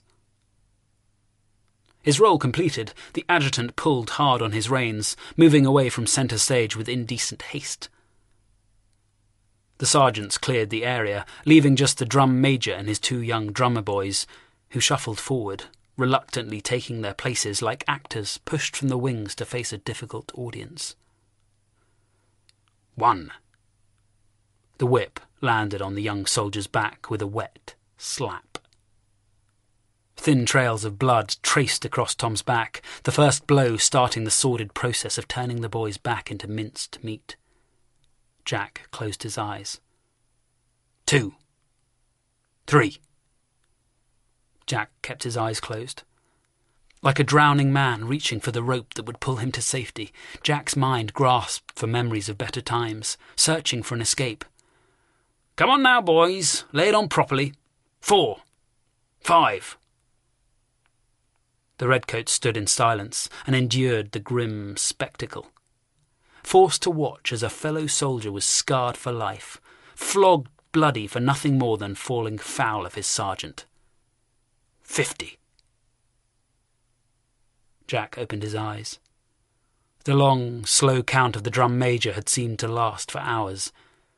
Finally, it was over. The corporal of the guard moved forward, cutting down the unconscious soldier from where he hung on the triangle like a carcass of meat. His back had been reduced to a nightmare of flesh and blood, the bones of his spine gleaming as the sun finally dragged itself out from behind the thick grey clouds to make a tardy appearance on the parade ground. The punishment was complete. The example had been set. Jack crept back from his dreams, back to the horror of an unjust punishment robustly delivered. His back ached from standing stationary for so long, the dull pain in the pit of his spine throbbing and sending spasms down his legs. The misery of the moment was complete. Jack turned his head and looked at Slater. Slater was staring straight at him. Jack flinched as he met Slater's stare. He would have turned away, his fear instinctive. Yet instead, he felt his hatred come alive, coursing through his veins. Slater's mouth twisted into a grin, the smug look of a job well done on his face. He lifted one hand and pointed his thick forefinger directly at Jack. There was no misunderstanding the words Slater mouthed at him. "You're next." Jack walked out of the barracks. It was a relief to leave the cloying atmosphere of the battalion behind, and not for the first time he was grateful his officer had taken a suite of rooms in town rather than staying in the rooms allotted to the officers in the barracks. The liberty to leave the barracks was something to be savoured, and Jack felt the freedom act as a balm to his raging emotions. The punishment had cleared his mind, the display scouring away the doubts that had dogged him since Sloanes had announced his departure. He would not stay with the battalion, not with Slater looming over his future and with a posting to the Indies in the offing. It was time to leave the life of a garrison soldier behind and become the fighting redcoat he'd always dreamed of being. He would go with Captain Sloanes and face the challenge of a campaign. But he would not forsake Molly. He would ask Captain Sloanes for permission to marry her.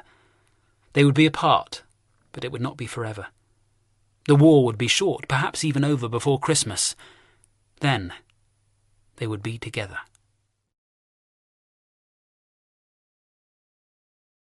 Chapter 8. Jack whistled tunelessly as he carried the bundle of soiled shirts. Even the tart smell of spilt wine and sweat could not dampen his happy mood. He had left Sloanes to lie in his stinking pit. His captain had staggered home just after the dawn, and Jack had helped to strip him of his clothes before abandoning him to sleep off the wine-induced stupor that the night's excess had brought on. He walked to the laundry, doing his best not to break into a run. He might not have been dressed in the armour of a fairy-tale knight, but he was determined to rescue Molly from the future she so dreaded. He could already picture her face when he asked her to marry him. He imagined her delight, the sparkle in her eyes when she said yes. He might only be an orderly, but he would prove to her that he could succeed and make good the ambition that burned so brightly inside them both. He turned to the corner and walked towards his new future with a smile on his face. Then he heard a scream. The sound was so sudden, so unexpected, that Jack wondered as if he had been mistaken. The barracks were quiet, most of the battalion's redcoats out on a day's march.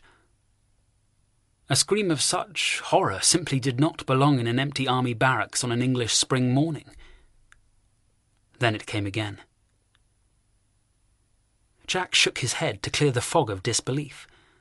He looked around, half expecting to see other redcoats come stumbling out of the barracks, summoned by the dreadful sound. No one appeared. The peaceful sounds of the spring morning returned as if they had never been interrupted. His body lurched into motion without conscious thought, his hard boots hammering into the ground as he raced towards the laundry. He never thought to discard the bundle of dirty washing he still carried in his arms. His only thought was to reach Molly, to make certain she was not the source of the nerve-jangling sounds. The outer door to the laundry was shut. The stifling heat of the huge boiling coppers meant the door was never closed, the fresh breeze offering some respite from the steamy, suffocating rooms. Jack knew then that something terrible was happening behind its ordinary everyday facade. He hit the door hard with his shoulder, his hand still gripping the bundle of washing. He half expected the door to be locked, but it flew open and crashed heavily into the wall inside. Jack half fell into the laundry's outer room. He lost his footing and would have hit the wooden floorboards hard were it not for the bundle of washing that cushioned his fall, protecting his ribs from the worst of the painful impact. "No!" Molly's voice screamed out in warning. Jack was still on the floor, but he turned his head in time to see the black shadow of a hobnailed army boot aimed at his head. He rolled to one side and the boot whispered past his face, missing a violent connection by a hair's breadth. His assailant hissed an oath, and in a heartbeat Jack scrabbled to his feet, throwing himself at the huge figure that had attacked him. He still didn't know who it was, but it did not matter. He had heard Molly scream. It told him all he needed to know. Jack smashed into his assailant with his full weight, and the two of them went crashing down in a twisting frenzy of limbs. They scuffled on the floor, arms and legs thrashing wildly. Fists bounced off arms and elbows, glancing blows, neither man gaining the advantage. Jack could feel the strength in the body that was wrapped around his own, could sense the power in the punches that came down with terrifying speed. One vicious blow connected with his skull, and his ears rang and his vision faded. He tried to fight back, but his attacker twisted powerfully, pushing him backwards, a huge, meaty paw pressing hard against his chest, crushing him where he lay.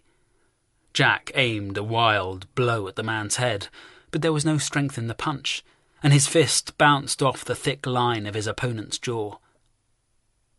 As Jack lay, beaten and defeated, the face of Colour Sergeant Slater leered down at him. A thick line of saliva trembled at one corner of Slater's mouth. Jack saw the red patches on the sergeant's skin where some of his punches had found their mark, and a thin stream of blood flowed from one nostril to congeal in the thick, bushy moustache. Slater spat a globule of bloody phlegm on Jack's chest. "Oh dear, Lark. You appear to have got yourself in a spot of bother. I warned you that you'd be next, but I hadn't dreamt it would come so soon." Slater wiped a hand across his mouth, smearing the blood and saliva across his cheek. Jack noticed Slater had removed his red coat. His cotton undershirt was unbuttoned nearly to the navel, thick curls of dark hair peeking through the opening, and his breeches were loose, held together by a single button and threatening to fall. Slater would never allow himself to be seen in such disorder, especially in a public room such as the laundry. Jack's heart stopped as he realized what it meant. His body tensed as the anger surged through him. It was all-consuming, a wave of such loathing that all his fear and pain left him. Nothing mattered except the need to fight, to pound into oblivion the man who had attacked the one person Jack held dear. "You bastard!" Molly's shriek of rage took both men by surprise. The dolly paddle in her hands was made from pine. It was thick, shaped like a short-handled oar, and it made a vicious weapon. Molly swung it round like a cudgel, smashing it with all her strength into the side of Slater's skull. Slater was flung to one side and hit the wall with a thud. Jack staggered to his feet. If he noticed Molly's torn clothes or the dark red mark that coloured her pale cheeks, then it did not give pause to his actions. Heedless of the pain in his battered body, he leant down and grabbed hold of Slater's shirt collar, jerking his head off the ground. "You fucking bastard! How could you? How could you?" Jack was barely coherent, his spittle flecking the stunned sergeant's face. Slater's head lolled backwards, the effect of Molly's terrible blow leaving him almost senseless. Yet the sergeant was still conscious, his dark eyes full of hatred. Looking in their dark depths was like staring into the very pits of hell. Exhausted and sick to his soul, Jack let go of Slater's collar and turned to face Molly. He reached out a hand, his fingers tracing the outline of the puffy red mark on her cheek. Molly didn't make a sound. She swayed on her feet, and Jack reached out instinctively to steady her. He saw the panic in her eyes as she felt his touch, and she flinched away, pulling backwards, holding her torn blouse together and hiding her bruised flesh from view. Her eyes were blank. Jack had never seen such a haunted expression, the sparkle of life he found so appealing in her extinguished by the horror of what she had endured. Jack reached out with his free hand again, moving it slowly until it came to rest on her arm. "It's all right, Molly. I'm here. You're safe now." She looked up. Her mouth moved, but no sound came out. He could feel her body tremble under his touch. "My, oh my, what a touching scene." Slater rolled awkwardly onto his shoulder before getting up to his feet. Jack saw Molly's hands tighten their grip on her clothes, her terror bubbling to the surface as she heard the voice of her tormentor. "Now the fun can begin." Slater walked slowly to the laundry room door and pushed it shut. His fingers searched the back of the door for the bolt, his eyes never leaving Jack. He found the bolt and shot it across, locking the door. This time there would be no interruptions. "You want to watch, Lark?" Slater stood facing them. He lifted a finger to his ear, his face creasing in concern at the blood he found coming out of it. "You want to watch me as I take my pleasure? Because I don't reckon you're man enough to stop me. You tried and I beat you off easy. was only thanks to that bitch that I didn't finish you off." Jack's anger burned, but he felt fear clutching his heart. He turned and looked at Molly. Her face was ghostly white. "I'm so sorry." Jack gently pushed Molly backwards, holding her elbows to maneuver her away. Slater threw back his head and laughed. "That's it. You just keep out of the way, miss, and get ready for me. It won't take long for me to deal with young Lark here." "You fucking bastard!" Slater greeted the insult in stony silence. His laughter was gone. "Shut your muzzle. It's time to teach you a lesson, and this time I don't expect it'll be one you'll forget in a hurry." "No!" Molly screamed, did nothing to stop the two men. Jack threw himself forward, moving with a speed that the larger, bulkier sergeant could not hope to match. Like a backstreet prize-fighter, Jack came at his opponent, darting his right hand forward, aiming to strike before Slater could react. Still dazed from Molly's wild blow with the dolly paddle, Slater was slow, his movements ponderous. Jack's fist struck him on the cheek, snapping his head to one side. The left hand struck a heartbeat later, catching him on the point of his chin. Slater reeled, hurt by the twin blows. His counterpunches were slow, and Jack easily avoided them, dancing to one side, letting Slater's fists pass by his face before darting back in to land more punches on the sergeant's massive torso. "Come on!" Jack screamed his challenge as his fists struck twice more. He was aware of nothing save for the huge target that stumbled around in front of him. He had no notion if Molly had fled or if she still cowered in the corner of the room, and at that moment he did not care. Nothing mattered except the need to fight, the need to pound Slater into the ground. Jack hit out, striking Slater from every angle, moving faster than the staggering sergeant could react. Slater's arms waved out, trying to catch Jack, attempting to halt the relentless stream of punches he was raining down. Time after time he aimed a punch at Jack's face, only to hit thin air. Jack was delivering punch after punch. He could sense Slater faltering. He would beat the invincible sergeant. The whole battalion would hear of the brute's defeat and realise that David had faced Goliath, and just as in the Bible story, David had won. Then Jack's head exploded in agony, and the world went black. Slater's fist had come from low down near the ground where the huge sergeant had bent nearly double as he tried to weather the storm of punches. The massive fist was clenched hard, and it connected with Jack's jaw like a sledgehammer. The blow lifted him from his feet, and the violent impact threw his body to one side. Goliath was not following the script. Jack's body smacked hard into the floor.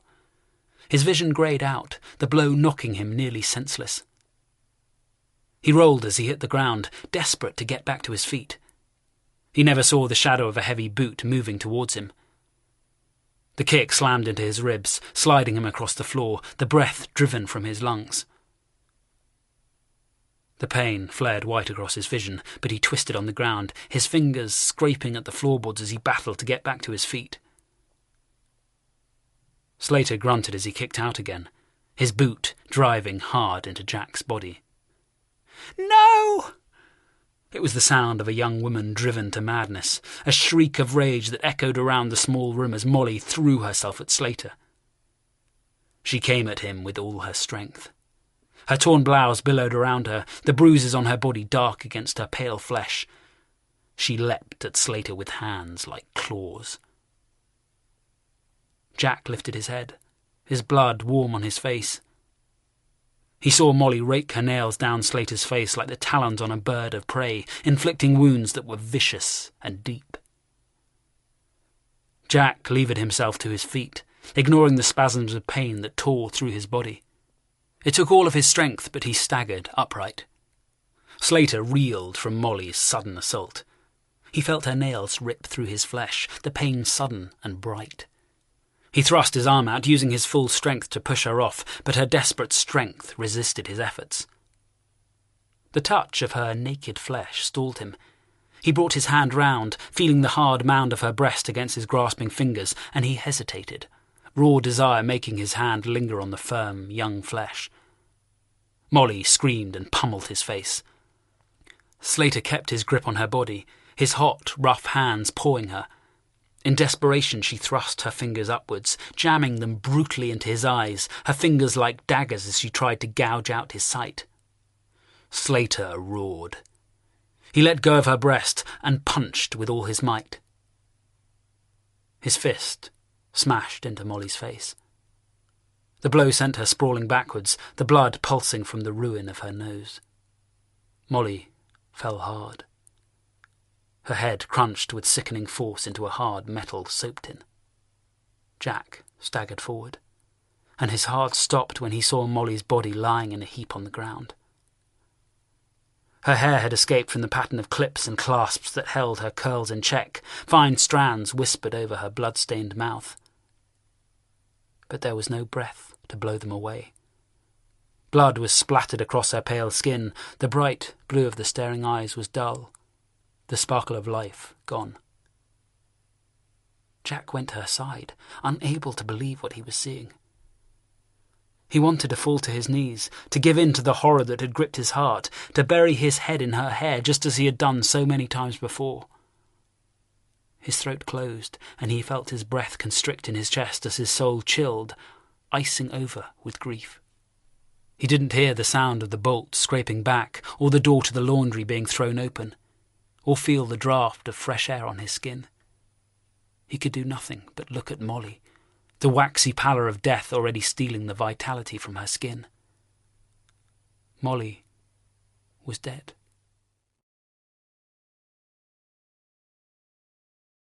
Chapter 9.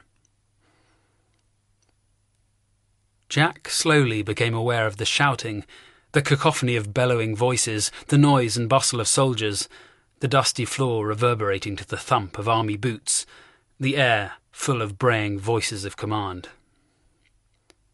"Stay where you are, Lark." Firm hands took hold of his upper arms, holding him hard as if he was expected to make a bolt for the door at any moment. Jack blinked hard at the tears clouding his vision and tried to make sense of what was happening. The room was full of redcoats. Half a dozen soldiers crowded into the cramped confines of the laundry's outer reception room. "Molly?" Jack's voice wavered as he spoke. "Easy, lad. Behave yourself now." The voice was firm, devoid of compassion. "Where's Slater?" "Colour Sergeant Slater's in the guardroom. God alone knows what happened here, but it's over now." The horror surged through Jack's mind. His head sagged with despair, and he would have fallen had the two redcoats not been holding him. "Come on, lad. Time to sort yourself out. You have to come with us. You've raised one hell of a shitstorm and you're right at the damn centre." "It was Slater. Stow it. Save it for the Colonel, 'cause I ain't interested. I've been told to take you to the guardroom and keep you there." "Guardroom?" Jack's head lifted and he stared at the corporal of the guard. He felt the redcoats holding him tighten their grip on his arms. Jack closed his eyes as he realised the small party of redcoats had not come to his rescue. They were here to detain him, to lock him away while the officers made sense of the dreadful events that had led to a young woman losing her life. "Attention!" The door to the guardroom was snatched open, and the corporal stationed outside the room commanded the room's occupants to rise. The 3 wooden chairs scraped the floor in unison as the officer strode in. Jack had been sitting in morose silence, guarded by 2 of his fellow redcoats. Now he stood and stared at the figure of Captain Slomes, who looked back at him with a mixture of disappointment and embarrassment. "At ease. Thank you, Corporal. You and your men may leave us." Slomes dismissed the men charged with guarding the prisoner. He kept up his scrutiny of Jack's face as he did so, as if trying to discern his orderly's guilt in his expression. "This is a most distressing episode, Lark. Most distressing." Slomes held his hands behind his back and paced slowly around the room, looking more like a lawyer than an officer in the Queen's army. "I have sent a message to the Colonel, and he has charged me to discover what events led to today's terrible accident, and to take whatever action I deem necessary. I have listened to Colour Sergeant Slater's account of the events, and in the interests of justice, I would like to hear your side of the story." Jack looked at his officer, barely hearing the words spoken to him. He didn't feel the pain in his body, the effects of Slater's beating not registering in his mind, but his soul felt as if it had been cleaved in two. "Silence won't help you now, Lark." Sloane spoke slowly, as if to a difficult child. "You must tell me what happened." "Slater." Jack whispered the name. "Slater killed her." Sloane closed his eyes as if in sudden pain. He looked at Jack for what seemed like a long time before he spoke again. "Slater accuses you." "Slater's a fucking liar." Jack's voice was raw. Sloane's mouth twisted in distaste. "Mind your tongue. Need I remind you that you're in a great deal of trouble? One more such outburst and I shall leave this room immediately and abandon you to your fate. Is that clear?" Jack struggled to contain his grief. He knew how the battalion worked. Tom Black's savage flogging on a false charge was all the evidence Jack needed to understand that nothing he could say would make a jot of difference. Slater had committed the foulest crime, but Jack could not touch him. Sloane took Jack's silence as leave to continue. "Now, I have listened to Colour Sergeant Slater's account. It is clear there has been a most dreadful accident." "Accident?" Jack could not fully believe what he was hearing. "Slater was trying to rape her. I stopped him and he killed her." Jack felt his eyes fill. "He killed her!" he shouted, his voice wavering with pain. The room returned to silence. I will carry out a full and proper investigation, Lark. I can assure you of that." Sloane's discomfort was obvious. "However, without any witnesses, the situation is very—" He paused, an apologetic smile on his face. "Difficult. It may not surprise you to know that Slater blames you for the incident. He claims he tried to stop you attacking the girl and you fought him. And because Slater's a fucking sergeant, he gets away with it." Sloane scowled. "There is a proper process that will be followed." He lowered his voice, coming to stand next to Jack so he could speak softly and still be heard. "But it really is better for everyone if the details of this most dreadful accident are cleared up without delay." "Better for who?" Jack sneered the words. Sloane didn't rise to the bait. "We have to think of the regiment, Lark." Jack looked into his officer's face. He could see Sloane's distress. He was too used to being with his master to miss it. He let his head fall so that his chin rested on his chest. None of this was Sloane's fault, and nothing would bring Molly back. Jack felt his grief wash over him, obliterating his anger in a wave of misery. "Slater will not be allowed to get away with this, Jack. He will be punished." Sloane placed his hand on Jack's shoulder. Jack inhaled deeply. He knew who was to blame. It didn't matter what the army did or didn't do. Molly was gone. Sloane patted Jack's shoulder. "I will speak to the colonel. In the circumstances, I'm sure he would be content if we were to leave quickly." "So the whole thing will be hushed up?" Jack spoke in a matter-of-fact manner, holding on to his calmness with a huge effort of will. "We must consider the name of the regiment. Nothing good will come of scandal." Jack felt defeat wash over him. He let the tears come, felt them scalding his cheeks as he wept for his loss. Sloane backed away, sensitive to his orderly's distress. As he reached the door, he turned to speak one last time. "We are to go to war, Lark. I said we would go together, and we shall. We shall leave this place and find us both a new life." Sloane paused. You will always have a place at my side, Jack. No matter what happens, I shall not abandon you." Slomes quietly opened the door, leaving Jack alone for the first time since Molly's death. Jack slumped back into his chair and succumbed to his grief. Through his tears he felt a part of his being harden. Like a rock in a wild, surging river, his desire for revenge stood firm against the torrent of despair. One day, Slater would be made to pay for his crime. It was dark when the coach pulled through the barrack gatehouse and trundled onto the road that led to London. The lamps on the coach cast out a miserly light, throwing shadows onto the streets.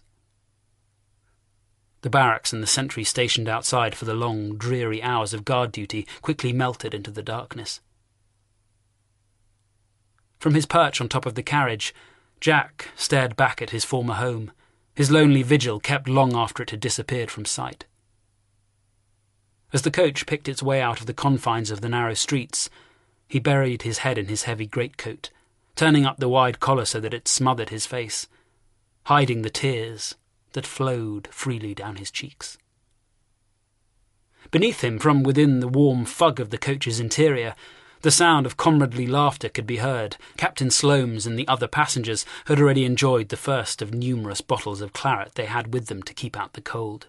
The sound of their laughter did nothing to warm the chill in Jack's soul, their mirth only adding to his loneliness. His back ached abominably, the jarring ride sending sharp spasms of pain running up and down his spine. He closed his eyes, concentrating on the pain, savouring the stabs of agony, using them to forget his despair. He had been taken under guard from his confinement directly to Sloames's rooms, where he had quickly packed for their hurried departure. He had remained in the rented rooms until the hired coach had arrived to spirit them away, taking them away from the place where Jack had hoped to find such happiness.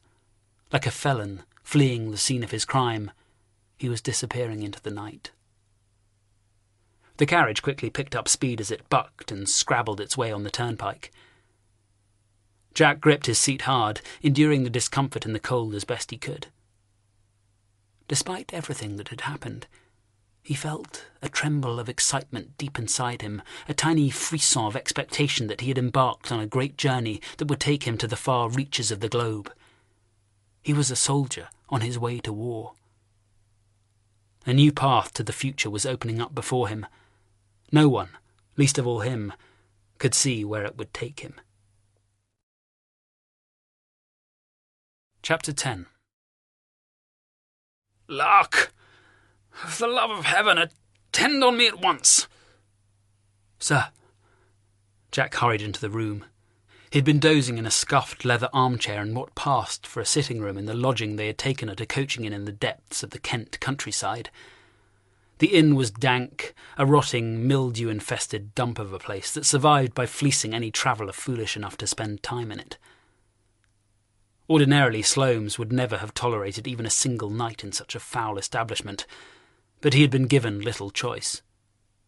For Slomes was sick. "I have been ill again." Slomes's voice wavered with emotion. Jack did his best to hide his distaste. "Very good, sir. I shall fetch some clean water." He admired the genteel turn of phrase that Slomes had used, but there was no hiding the stench of shit that overwhelmed the room's more usual smell of rot, damp and decay. For the third time that day, Slomes had shat himself, the relentless disease that had him in its bitter grip, turning the young officer's insides into so much slurry. Jack bustled from the room, determined to keep his mind on the task at hand. Better that than dwell on the shame or on the fear that was stamped so clearly on Slomes's drawn and whey-coloured face. The illness had been sudden, violent, and unstoppable. What had started as a mild summer cold soon developed into an uncontrollable fever that had rendered Slomes delirious and forced him to seek shelter. The days had passed by in a blur as Jack undertook the distasteful process of cleaning the diarrhoea from his officer's body and trying to slake his constant thirst. Throughout it all, Slomes had drifted in and out of consciousness, enjoying only occasional periods of lucidity as the illness laid waste to his body. "Here we are, sir. Soon have you sorted." Jack did his best to reassure his officer as he applied himself to the unpleasant task, swallowing the urge to retch as the stench of his officer's voided bowels clogged his throat. He worked as quickly as he dared, trying to avoid the patches of livid, broken skin that made Sloane's hiss in pain if a careless fingernail scraped it. Yet, even working with haste, it took many long minutes to wipe away the last of the foul fluids. Throughout it all, Sloane's lay quiet. It was only as his orderly pulled the clean cotton drawers to his navel that he spoke again. "I thank you, Lark. You do me a kind service." Jack rose from his knees, hiding the cloth with its shaming brown streaks behind his back. It was hard to find the right words to form a reply. He felt he should try to make light of the situation, offer his sick officer the traditional bland reassurances that he would soon be well. But they had already been said too many times before, the blandishments of the healthy to the sick worthless in the face of such a ravaging illness. So Jack said nothing, merely nodding in acknowledgement of the word of thanks. "Lark." "Sir." I need to speak to you." Sloane sucked in huge gulps of air as he struggled to control his distress. "I need to speak of the future." The future, which had once seemed so full of promise, now hung around their necks like a gravestone. The word mocked them. Jack, who had already lost so much, had clung to a future with Sloane's with all the fervour of a religious convert. Now that lay in tatters, destroyed by the illness that was laying waste to Sloane's body. "We must discuss what is to happen." Sloane's delivered the words with stony determination. "You'll get better, sir." "Don't be a fool." Sloane's delivered the admonishment with some of his former force. "I am dying. There. It is said I am dying, and nothing you or I will say will alter that fact." "We can call back the doctor." Sloane shook his head. "Do not even suggest it. I've had quite enough of that fat fool blistering and bleeding me to last a lifetime." Sloane shuddered, whether at the memory of the local doctor's enthusiastic treatment or at the ill-chosen phrase, Jack could not tell. "I'll look after you. I'll get you well." "You are many things, Lark, but I doubt you are a worker of miracles. Now, be quiet and listen. When I am dead, you'll be cast adrift. You'll be without a place. I think we both understand that you cannot go back to the regiment, even if they would accept you. That leaves you at the mercy of the damned clerks, and I wouldn't wish that on anyone. So, we must apply ourselves to conjuring an alternative. We must find you a future." Sloane's voice had died to a barely audible whisper, and Jack was forced to lean close so he could make out the words. With an effort, Sloane's took his weight onto his elbows, lifting his head clear of the stained bed. "You must find your way to our new regiment and go on campaign." Sloane's fixed his orderly with a determined stare, a fierce glimmer in his eye. "You must seize the glory that is rightfully ours. Do you understand? You must do it. You must find my glory." The effort of speaking had taken its toll on Sloane's, and he slumped back into the stinking sheets and closed his eyes. Jack sat in the scuffed and battered leather armchair, his fingers absent-mindedly picking at its scarred surface. He was alone with his thoughts and with his fears. He did not know what would become of him when Sloane's finally succumbed to his illness. Sloane's wanted him to join the campaign that was about to start, but if he joined the regiment of Fusiliers as Sloane's had urged, he would have no place there. He would be a stranger, bereft of the ties that bound the men in the ranks together. The thought of that loneliness made him think of Molly. He had convinced himself that going on campaign as Sloane's orderly would numb the pain of her death. But he now knew he had been foolish to think that. He had lost the woman he loved, just as he was about to lose the man who held the reins to his future. When Sloanes died, he would have lost everything. Molly had once told him to get a grip and make his own future if he wanted to get anywhere in life. The words haunted him. He got up from his chair and pulled Sloanes's uniform coat from its peg. The fabric was soft, the weave so much finer than the drab, clumsy cloth of the ordinary redcoat he wore. Jack ran his hands over the heavy bullion epaulets that defined the captain's rank, searching for the courage to dare to do something which would, if he were discovered, lead only to the scaffold and a long, drawn-out death. It was time to prove he could do it. He owed Molly that at least. He would gamble his life to better himself, and he would do it for his Molly. He would do as Sloanes had suggested, but he would do it in a way that his officer would never have imagined. For he had nothing left to lose. The room was as cold and clammy as a corpse. The fire had died down as Jack slept, a muted glow in its smoky depths, the only reminder of its former warmth. A solitary gas lamp that Jack had balanced carelessly on the edge of a battered travelling chest hissed and spluttered before its light went out, fuel exhausted, its flame untended and ignored. It was quieter without the harsh hiss of the gas lamp, almost silent except for the slow, methodical tick of the silver fob watch which Jack had placed on the mahogany dressing table, its chain neatly coiled around its case. The watch lay at the head of a formation of tortoise-shell-handled brushes, combs and razors next to their brown leather carry-case, precisely as Sloanes liked them to be laid out. Sloanes listened to his fob watch, cursing the sound of each second ticking by, hating the audible acknowledgement that his life was nearly over, the passing of time as inexorable as the approach of his death. He lay on his back in the darkness, his head bent to one side so that he was facing the room's single garret window. The window was streaked with filth, congealed bird muck covering much of the uneven glass. He longed to enjoy one last view of the stars, yet even that simple pleasure was denied him.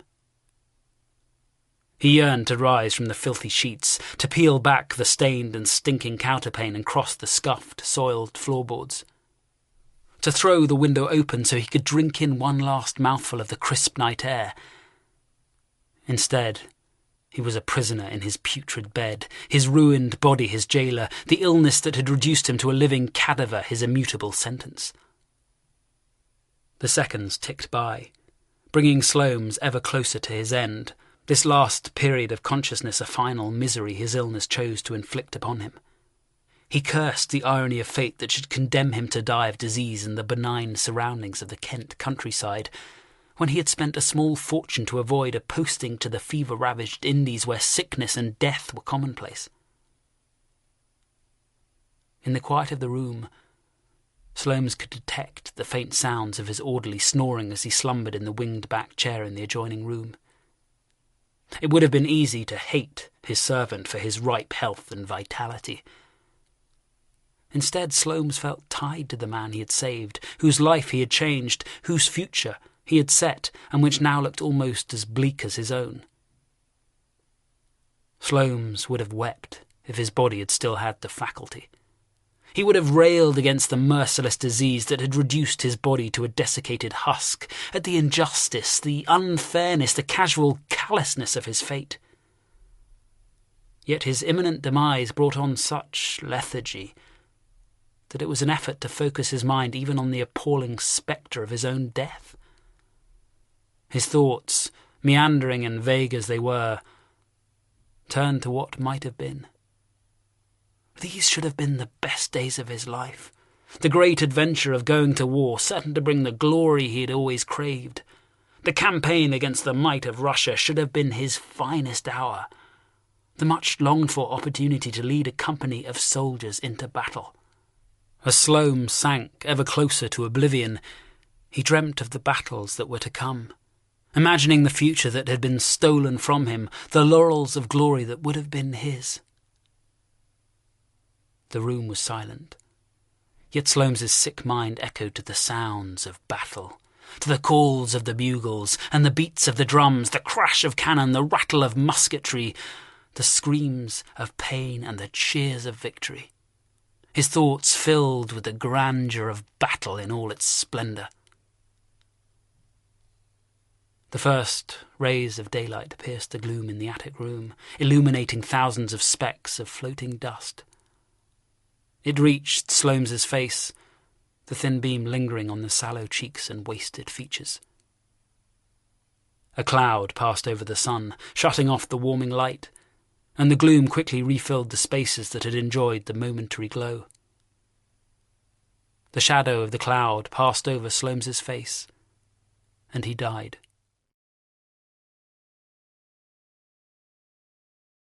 Chapter 11.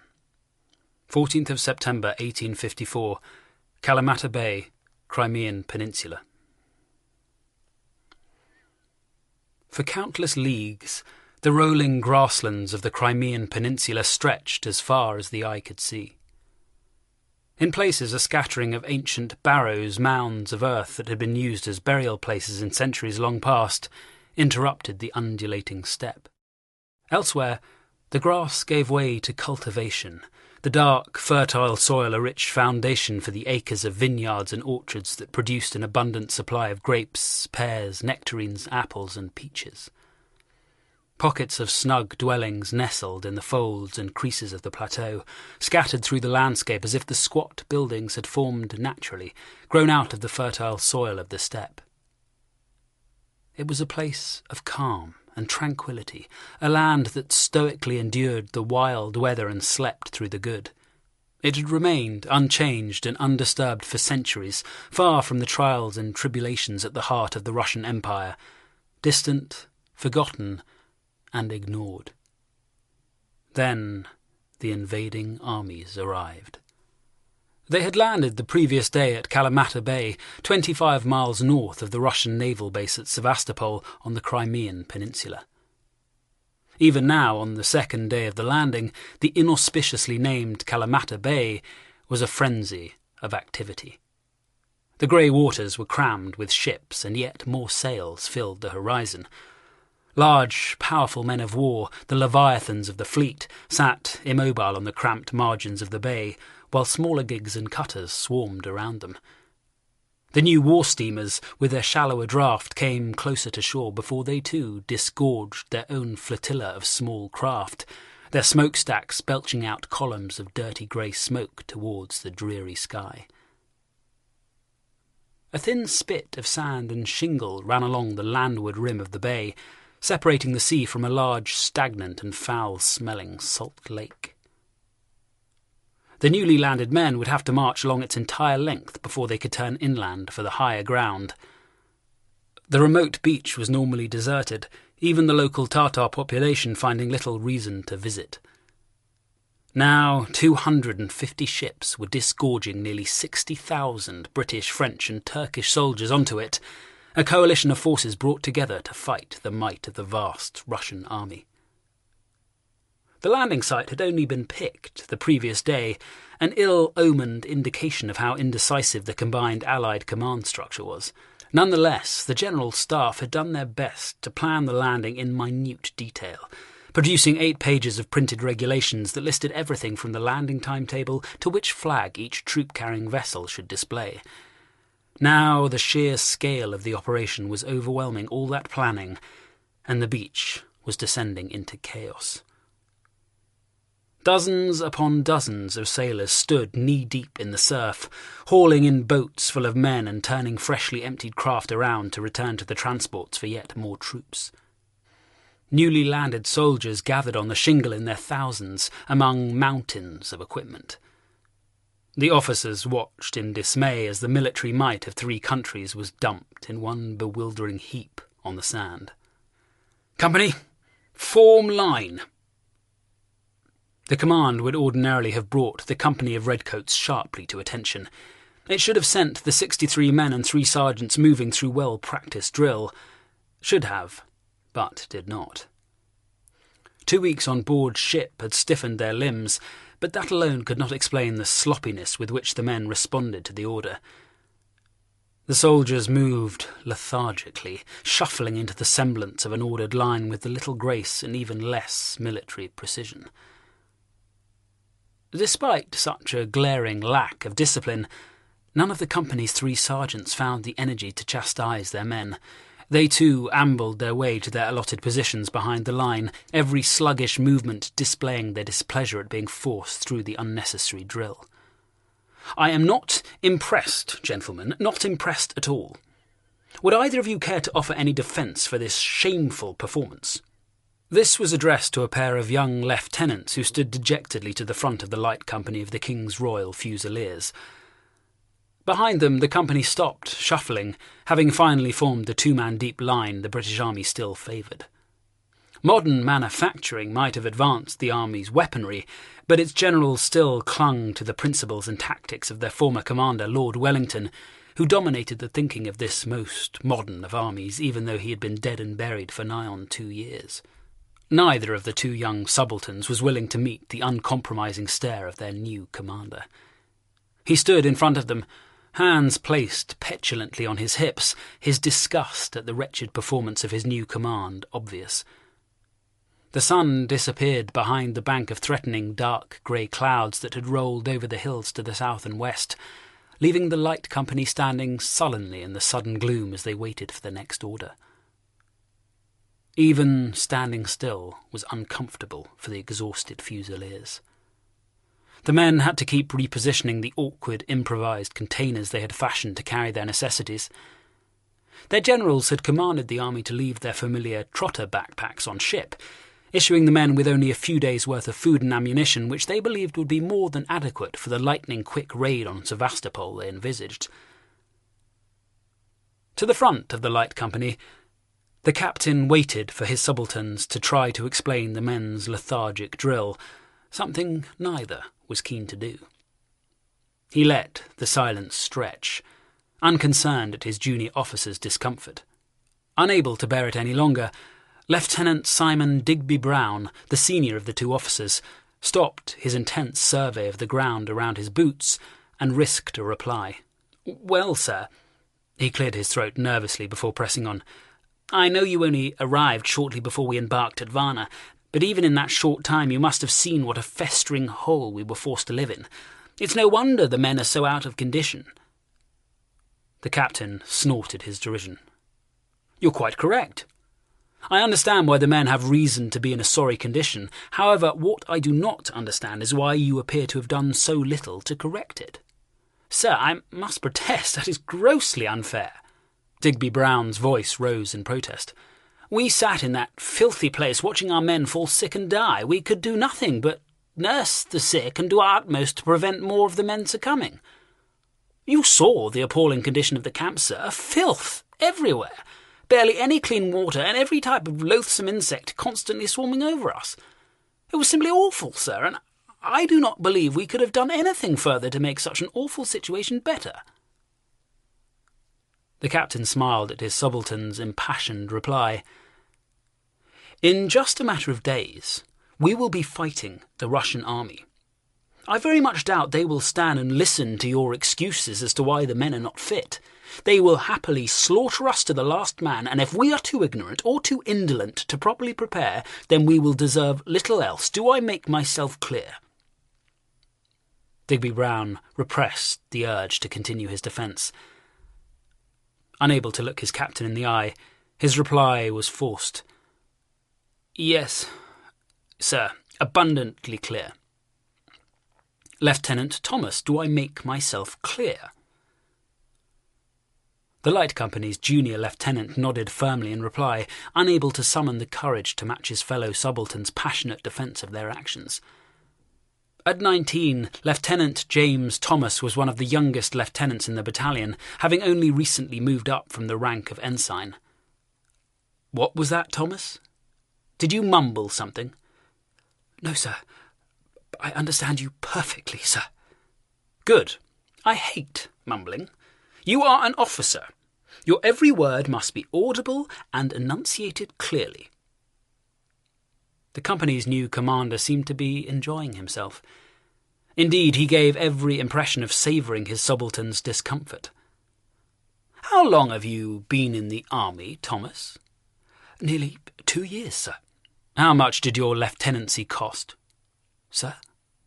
"I think I made my question perfectly clear, Thomas. Please do me the courtesy of answering." £250, sir." Lieutenant Thomas swallowed hard.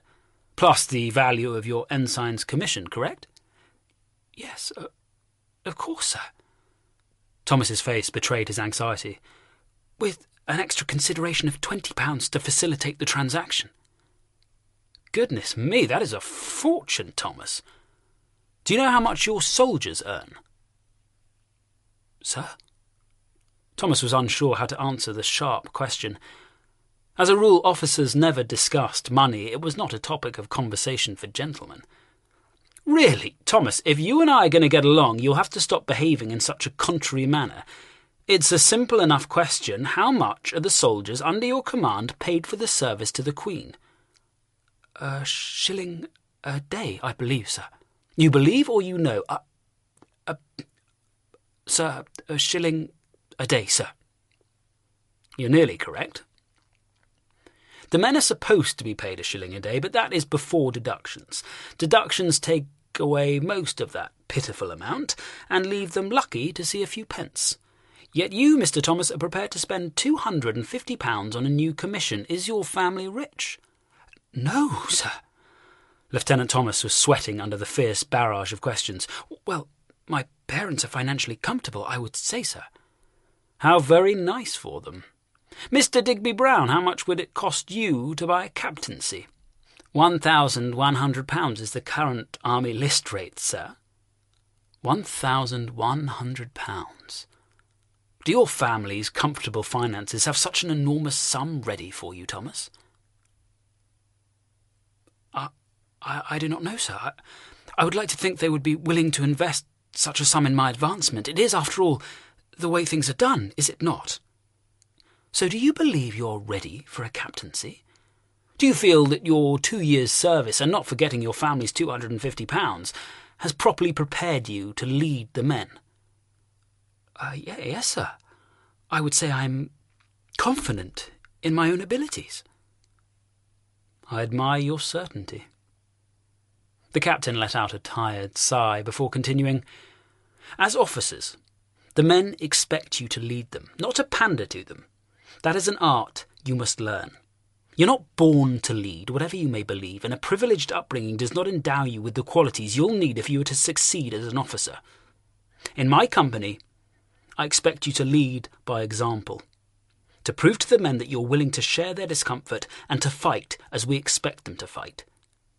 You do not learn to lead from a book. You do not learn it in the officers' mess, and you most certainly cannot purchase it.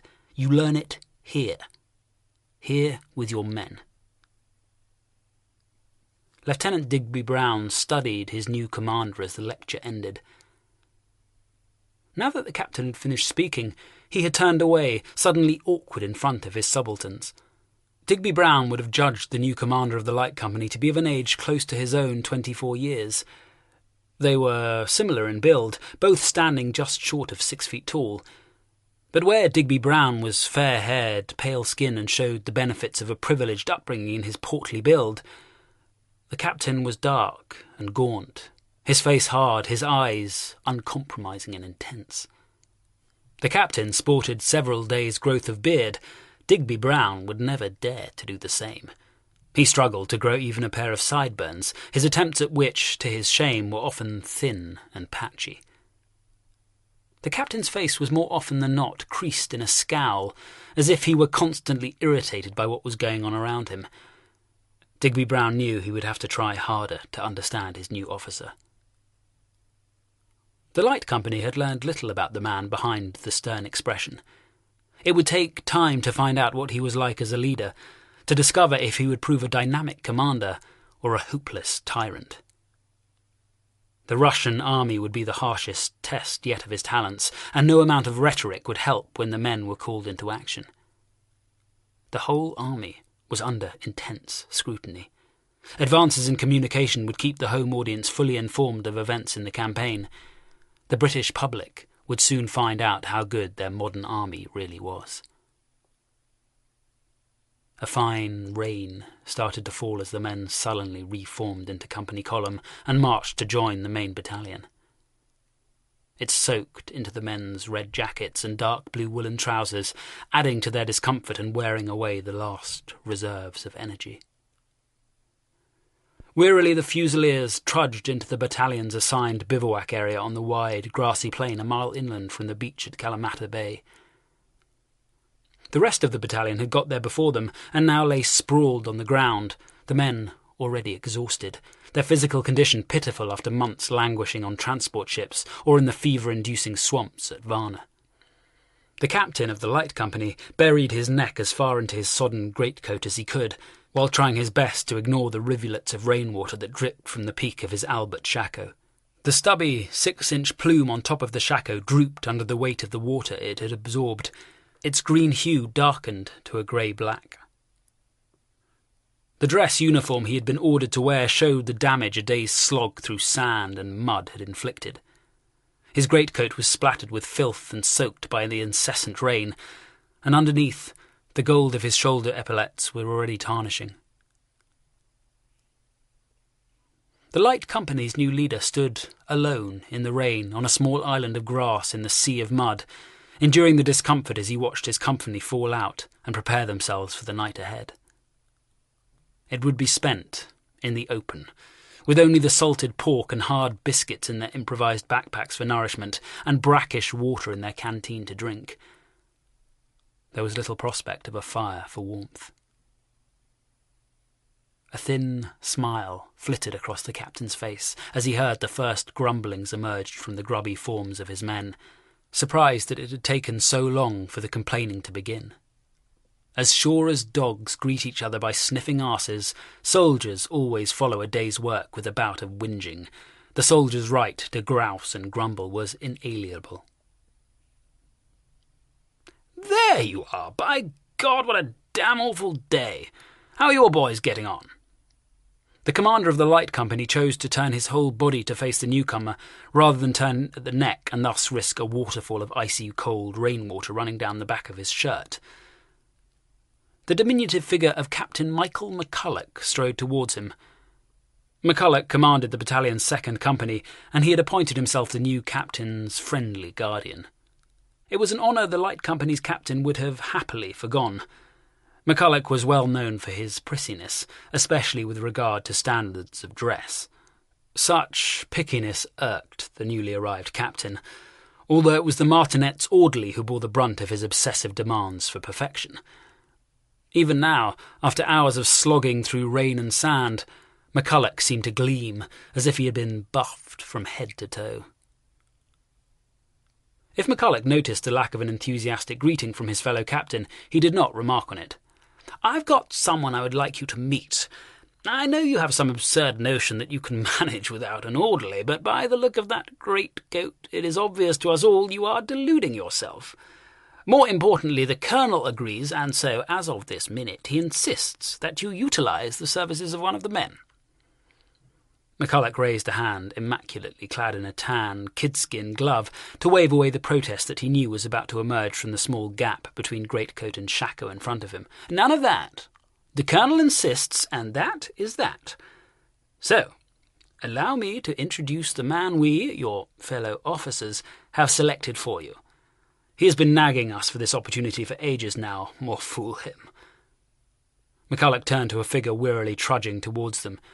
"Keep up, Smith, for goodness sake. Now then, Fusilier Thomas Smith, meet your new lord and master." McCulloch gestured theatrically at his fellow captain. "Captain Arthur Sloames." Chapter 12. The rain stopped shortly before dawn. It was small relief to the thousands of British soldiers who had spent the night trying to rest in the stinking quagmire that had formed around them. They were bereft of any comfort other than a single blanket each. Even the generals had to endure the pitiless storm without cover. The general commanding the Light Division, Sir George Brown, was forced to sleep with only an overturned cart for protection from the elements.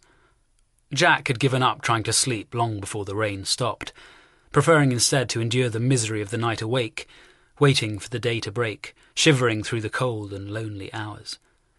He looked in envy at the tumbled heaps of bodies spread around the muddy bog that had been assigned as the light company's bivouac area. The Fusiliers huddled together in small groups to keep warm, any desire for privacy overwhelmed by the bitter cold and the pervading damp. Jack well remembered what it was to sleep jumbled up with his messmates. He had never thought that he would miss it, but as he sat, cold, wet, and alone, he was jealous of the small comfort the men obtained from their closeness. It had taken all of his courage to take Sloanes's uniform jacket from its peg and place it on his own shoulders. It felt as if it had doubled in weight, the responsibility and power it gave its wearer physically manifest in the bullion epaulets and gold buttons. The innkeeper had been all too willing to help dispose of Sloanes's body. He had quietly palmed the guineas and summoned a local undertaker content to take away the corpse of a dead orderly, the name of Jack Lark now buried along with the body of the officer he had served. Once he had taken those first terrifying steps, everything had fallen into place. He had been accepted and brought into the fold of the regiment without so much as a murmur or raised eyebrow. There had been plenty of time to practice his deception, first at the Fusiliers' depot in Woolwich, then later on board the steamship during the long, tedious voyage to the east. By the time he had finally joined his new battalion, he had become so accustomed to his new role that he occasionally forgot he was not truly the person he claimed to be. Yet the long journey to meet up with the battalion at its camp at Varna had done little to dull the pain of his loss. The circumstances of his departure festered in his soul, a canker he could not resist picking over, keeping the scab fresh and the wound painful. But he refused to give in to grief and bitterness. He vowed he would succeed in his deception to prove that Molly had not been wrong to choose him. He would show her just what he could achieve. The King's Royal Fusiliers had never been a fashionable regiment. Very few members of the aristocracy would willingly choose to spend even a short part of their military career in such parsimonious company. Instead, the regiment was officered by the epaulet gentry, the sons of tradesmen, of clergymen, or of small-town gentlemen, for whom their commission was their only evidence of respectability. In such company, Jack thrived, revelling in the deceit, the motley collection of Fusilier officers, never once suspecting that there was a charlatan among them. Jack grew in confidence with every week that passed.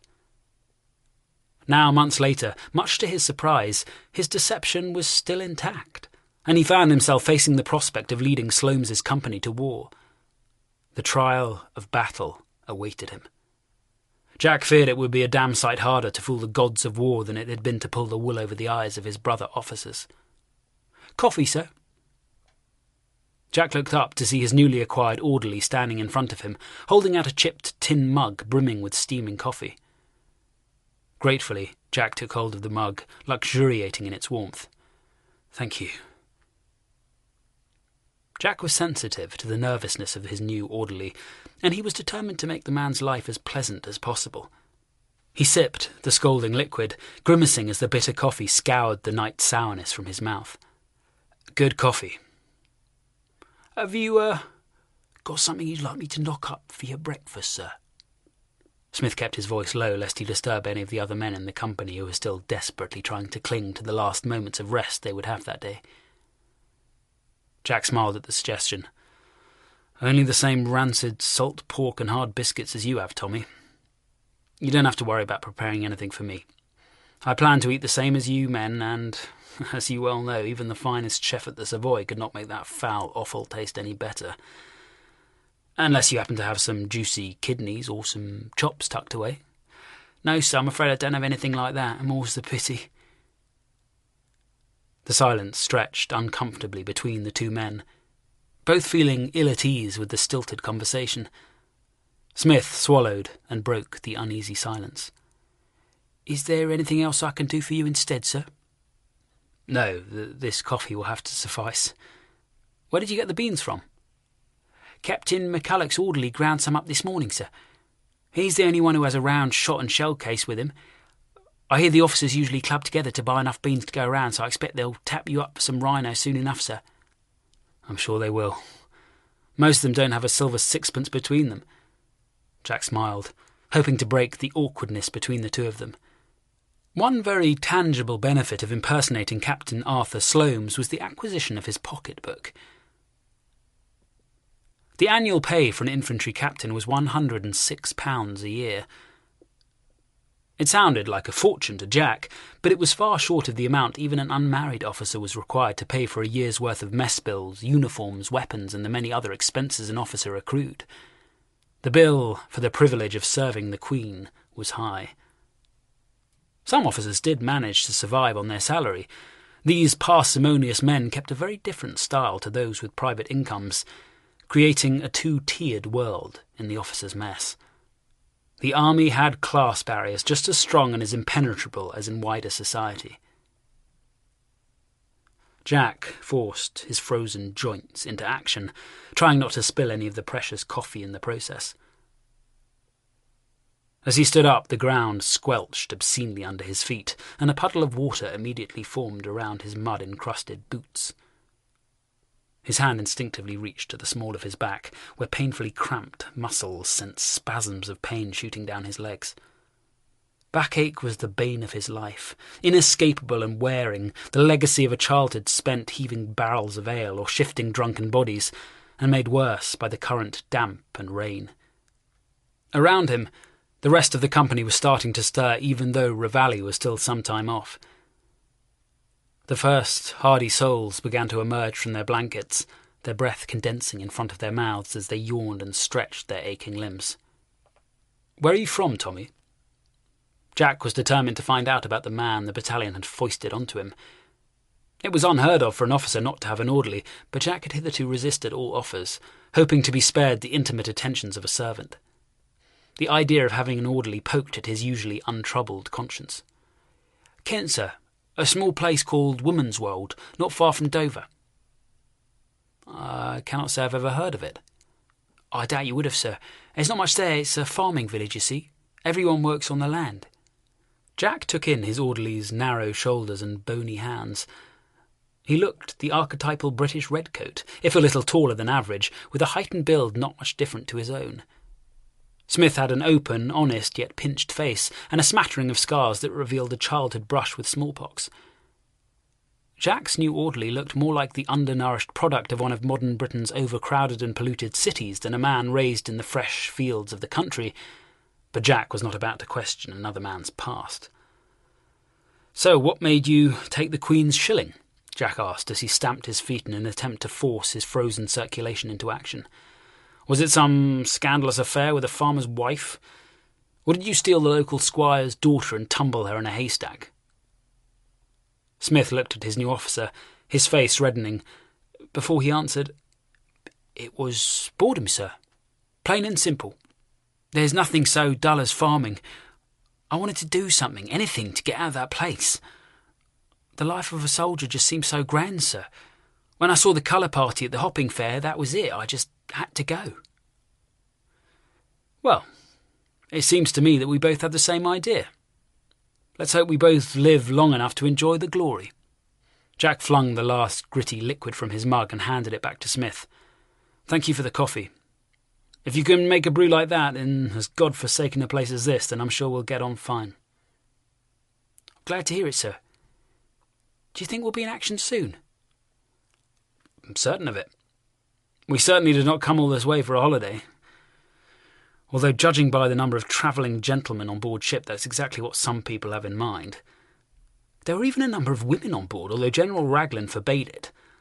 I heard a story that one lady married to an officer in the cavalry was smuggled aboard right under Lord Lucan's nose." "Well, that doesn't surprise me, sir. Old Lord Lookon couldn't spot a doxy in a whorehouse." The conversation was brought to an abrupt conclusion by the call of the first bugle sounding Reveille.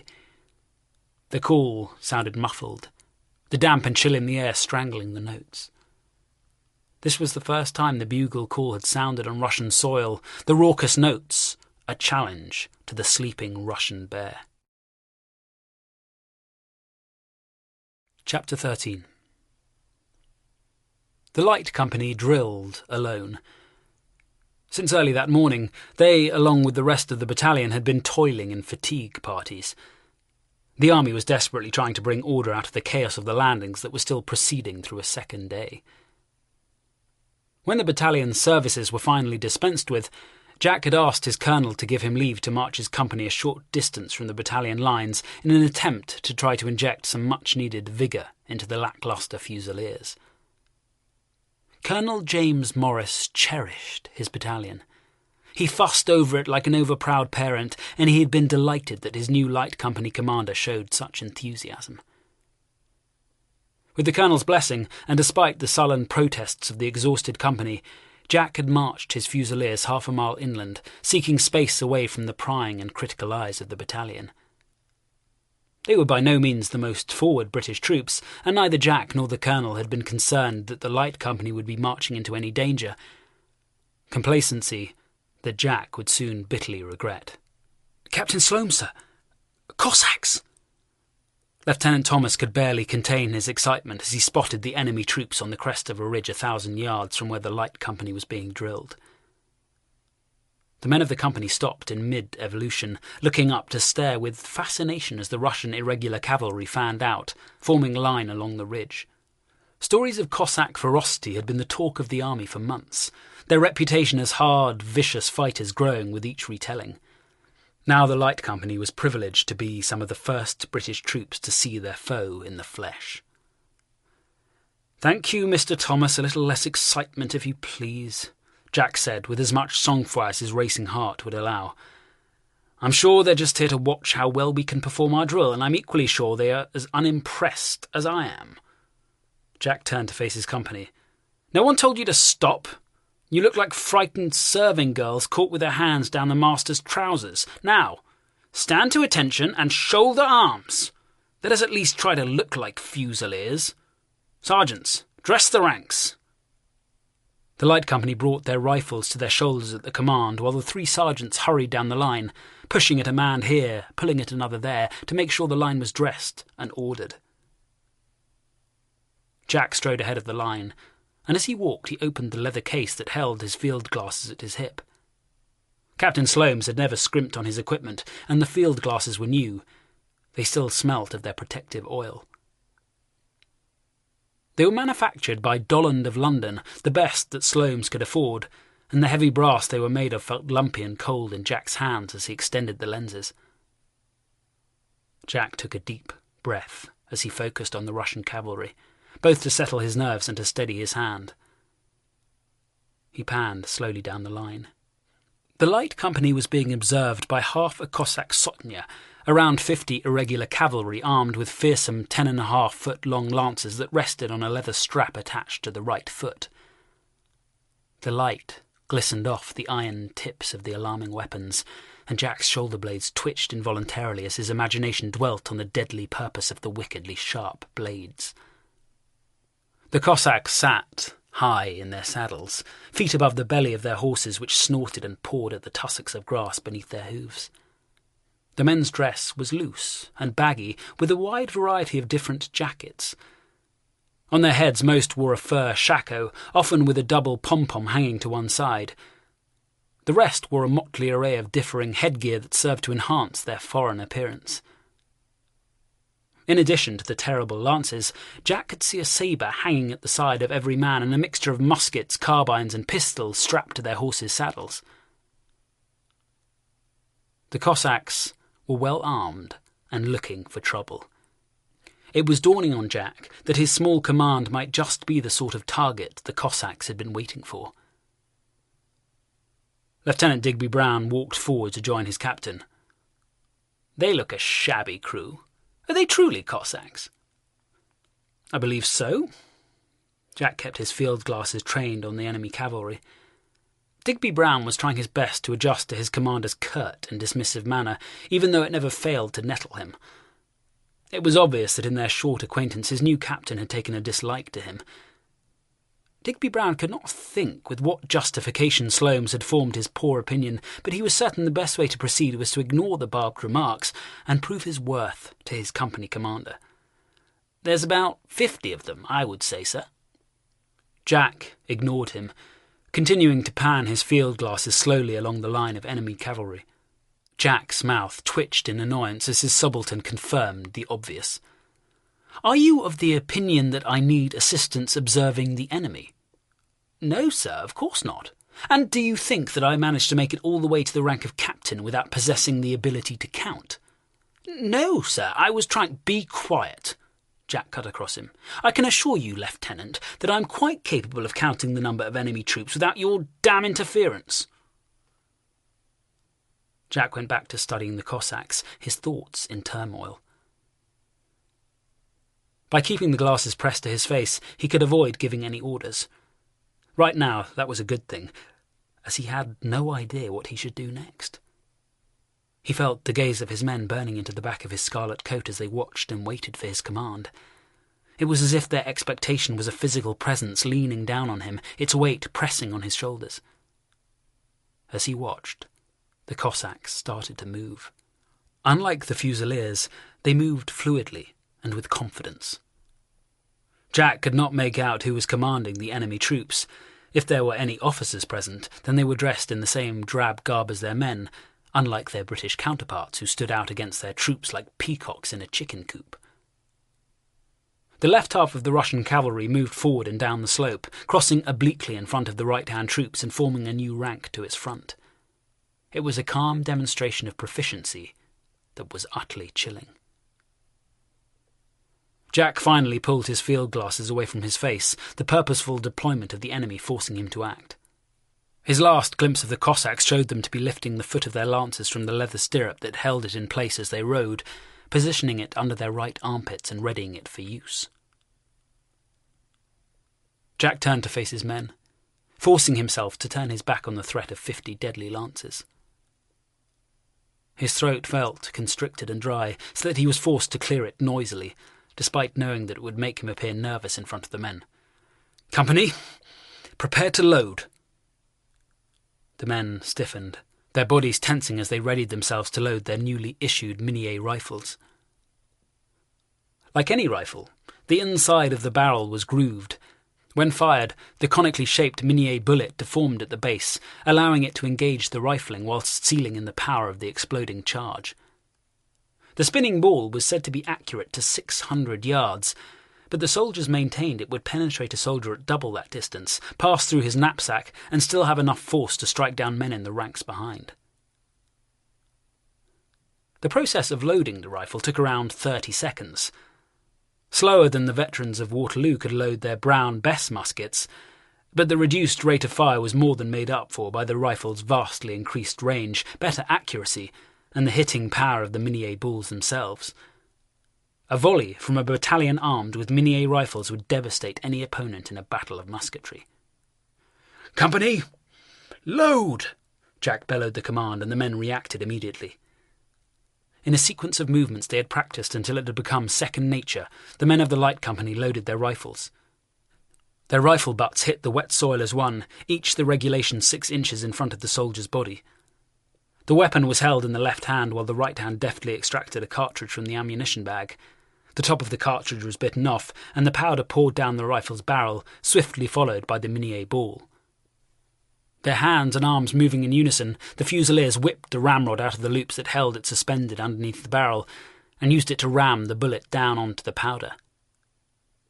As soon as they had rammed it home, giving it 2 final taps to make sure it was resting on the powder, the ramrod was withdrawn and returned to its loops.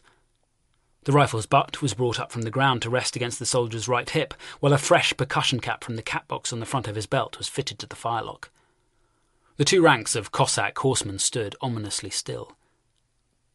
The light company finished loading, the Fusiliers now as primed for a fight as their weapons. The company was formed into 2 ranks, with the 3 sergeants and 2 lieutenants making a third line 3 paces behind the second rank. Jack ordered the men to fix bayonets, and then, with as calm a demeanour as he could muster, walked to his station on the right of the line. His men were in a precarious position. 63 Fusiliers, 3 sergeants and 3 officers were not much of a force, but it had to be at least the equal of 50 mounted Cossacks. But Jack was not confident. Twice he cleared his throat to order the men to withdraw, and twice the order died on his lips. Trying to withdraw in an orderly fashion whilst being harried by the best light cavalry in the Russian army would be a desperate affair. Jack could sense the men's growing unease. They were starting to fidget. He knew they needed firm leadership to steady them. He tried to imagine what any of his former captains would have done, what the real Captain Slomes might have said to calm the men's anxiety. The responsibility of command was more daunting than he could ever have imagined. His right hand gripped and re-gripped the hilt of his sword, his indecision infuriating and frightening in equal measure. He sensed the first men in the rear rank make a shuffling movement backwards. The tiny movement rippled through the ranks as if the men were gently stirring in the light breeze that blew inshore from the coast. The movement shamed him into action. If the men took it into their heads to run, they were all doomed. The Cossacks would pounce on them as soon as the tight formation broke up. On their own, the men would be slaughtered. He could not let that happen. He strode forward to stand in front of the company, the heels of his boots hitting the ground with such force that each step sent an explosion of water out of the ground. "Stand fast!" Jack demanded of his command, his eyes roving over the two ranks. "You are British Fusiliers. Where's your goddamn pride?" He raised his voice, challenging his men, hiding his lack of experience under a covering of anger. The few Fusiliers who had been stalwart enough to meet his gaze dropped their eyes. "We stand together and we face the enemy. We don't show fear, we don't show panic. We stand in silence and let them know they're facing the finest soldiers on the whole damn earth." Jack turned to observe the enemy. His show of anger might have disguised his indecision, but it did nothing to stop the Cossacks. They began to advance before his eyes, the line of horsemen moving forward as one. Chapter 14. The pit of Jack's stomach lurched as he stared at the Cossack advance, transfixed by their control and discipline. The horses pulled at the bits in their mouths, sensing their riders' quickening excitement, but the Cossacks kept them in check, and the pace was steady. This would change soon enough, Jack knew, and if the Cossacks caught the company in line, then the redcoats were dead men. The two-man deep formation was perfectly suited to blasting volleys of musketry at opposing infantry, but against a cavalry charge it would be torn apart in a brief frenzy of bloody hacking. "Sir," Digby Brown arrived, breathless at Jack's side, the young officer's face devoid of all colour. "Sir, we must retire, sir." Jack ignored him, his concentration focused on the Cossacks. "Sir, I must insist that we retire." Digby Brown was speaking in an icy whisper lest the nearest men hear his desperate plea. The need to maintain a facade of proper behaviour was deeply ingrained, despite the threat of 50 charging Russian Cossacks. "There's no time." Jack felt himself come to life. "We'll form square." "Sir?" "A square, damn you!" Jack was desperately trying to remember all the conversations he had overheard in the officers' mess, discussions on tactics that kept the battalion officers entertained for hours on end. He knew the evolutions of the drill inside out, the manoeuvres needed to move the company from one formation to another, but that was as a redcoat, a single cog in the complex machinery that was a British Army battalion. It was not as an officer. No one told the men why they changed formation or why the drill had to be learned so perfectly. The redcoats were only so many cattle blindly obedient to the commands they were given. Commands Jack would now have to give. "Sir, I disagree. We must retire," Digby Brown argued, his face ashen. "No, there's no time," Jack snapped. "We'll form square, and if they're foolish enough to attack them, we'll fight the bastards off." The oath had come to Jack's mouth unbidden, the stress of the moment revealing the cracks in the veneer of his imposture. An imposture that would end in the destruction of the company if the Fusiliers did not form the protective square in very short order. The Cossack force split in two, each wing banking away from the light company with the grace of swallows turning on the breeze. Jack twisted his head from side to side, desperately trying to watch the movements of both groups of Cossacks at the same time. The Russian riders were curving back towards the Fusiliers' thin red line. Deftly and without audible words of command, they had changed the direction of their attack and were now closing in fast against the light company's exposed flanks. "Form the rallying square!" Jack bellowed at his men. The Fusiliers looked at each other in silent terror, but countless hours of incessant training had buried their instincts deep, and despite their panic, the men reacted to the command. The square was the only defence that could provide protection against the charging cavalry. The Fusiliers needed to form a wall of bayonets round the company and force the Russian horses to veer away. The three sergeants screamed themselves hoarse, pulling the ranks together. The square started to emerge. The Cossacks were horribly close. "Prepare to resist cavalry!" Jack yelled, readying the men to fire even as they still jostled with each other to form the walls. The soldiers on the outermost wall of the square squatted on the ground, the butts of their rifles jammed into the soil. Their position was the most terrifying, forced to sit and wait for the enemy to close without being able to fire back. Yet their bayonets were what would hold the enemy at bay, for no horse would be willing to charge the ring of steel, no matter how hard their riders urged them on. Those men still standing raised their rifles. The formation was ragged, but it would have to suffice. The Cossacks thundered towards the huddle of redcoats. To Jack they resembled a locomotive moving at full speed, the noise and the power of the charge seemingly irresistible. Yet his men stood their ground, defiant in the face of their terror, standing firm when lesser men would have run, screaming for their lives. "Independent firing at 100 yards!" Jack's voice cracked with tension. It was not meant to be like this. He was about to fight for the first time, yet there was none of the glory that his former master had dreamt of. This was nothing save a squalid, meaningless skirmish which would quickly be forgotten, lost in the annals of the huge campaign that would surely see bigger, more important battles. "Ready? Commence firing!" This was the command to begin firing at the enemy. The rough square erupted in a drawn-out ripple of gunfire. The disordered formation forced the men to fire independently, denying them the effectiveness of devastating volleys. The ragged square was immediately smothered in a foul-smelling cloud of smoke that flickered with the flash of rifles firing as more men opened up on the Cossacks. Jack's fear had been banished with the blast of the first rifle. Nothing mattered now that the fight had started. He caught glimpses of the Cossacks through the smoke.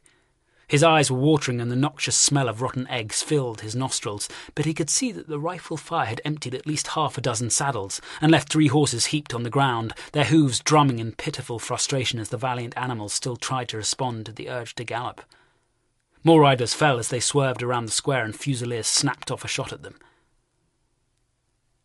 Jack got the briefest impression of the Cossacks thundering by, a fleeting glimpse of bearded faces set in a vicious snarl of impotent anger as the redcoats stood firm. "Cease firing! Reload!" he commanded. The Cossacks were turning, bringing their dreadful lances back towards the huddle of redcoats. Rifle butts thumped in the ground as the Fusiliers began the ritual of reloading their weapons. Jack looked around at his men, his heart hammering in his chest as he willed them to load faster. His own weapon, a revolver, hung at his hip, its chambers empty. It was another mistake, another oversight that he would never allow to happen again. Never again would he be so ill-prepared for a fight.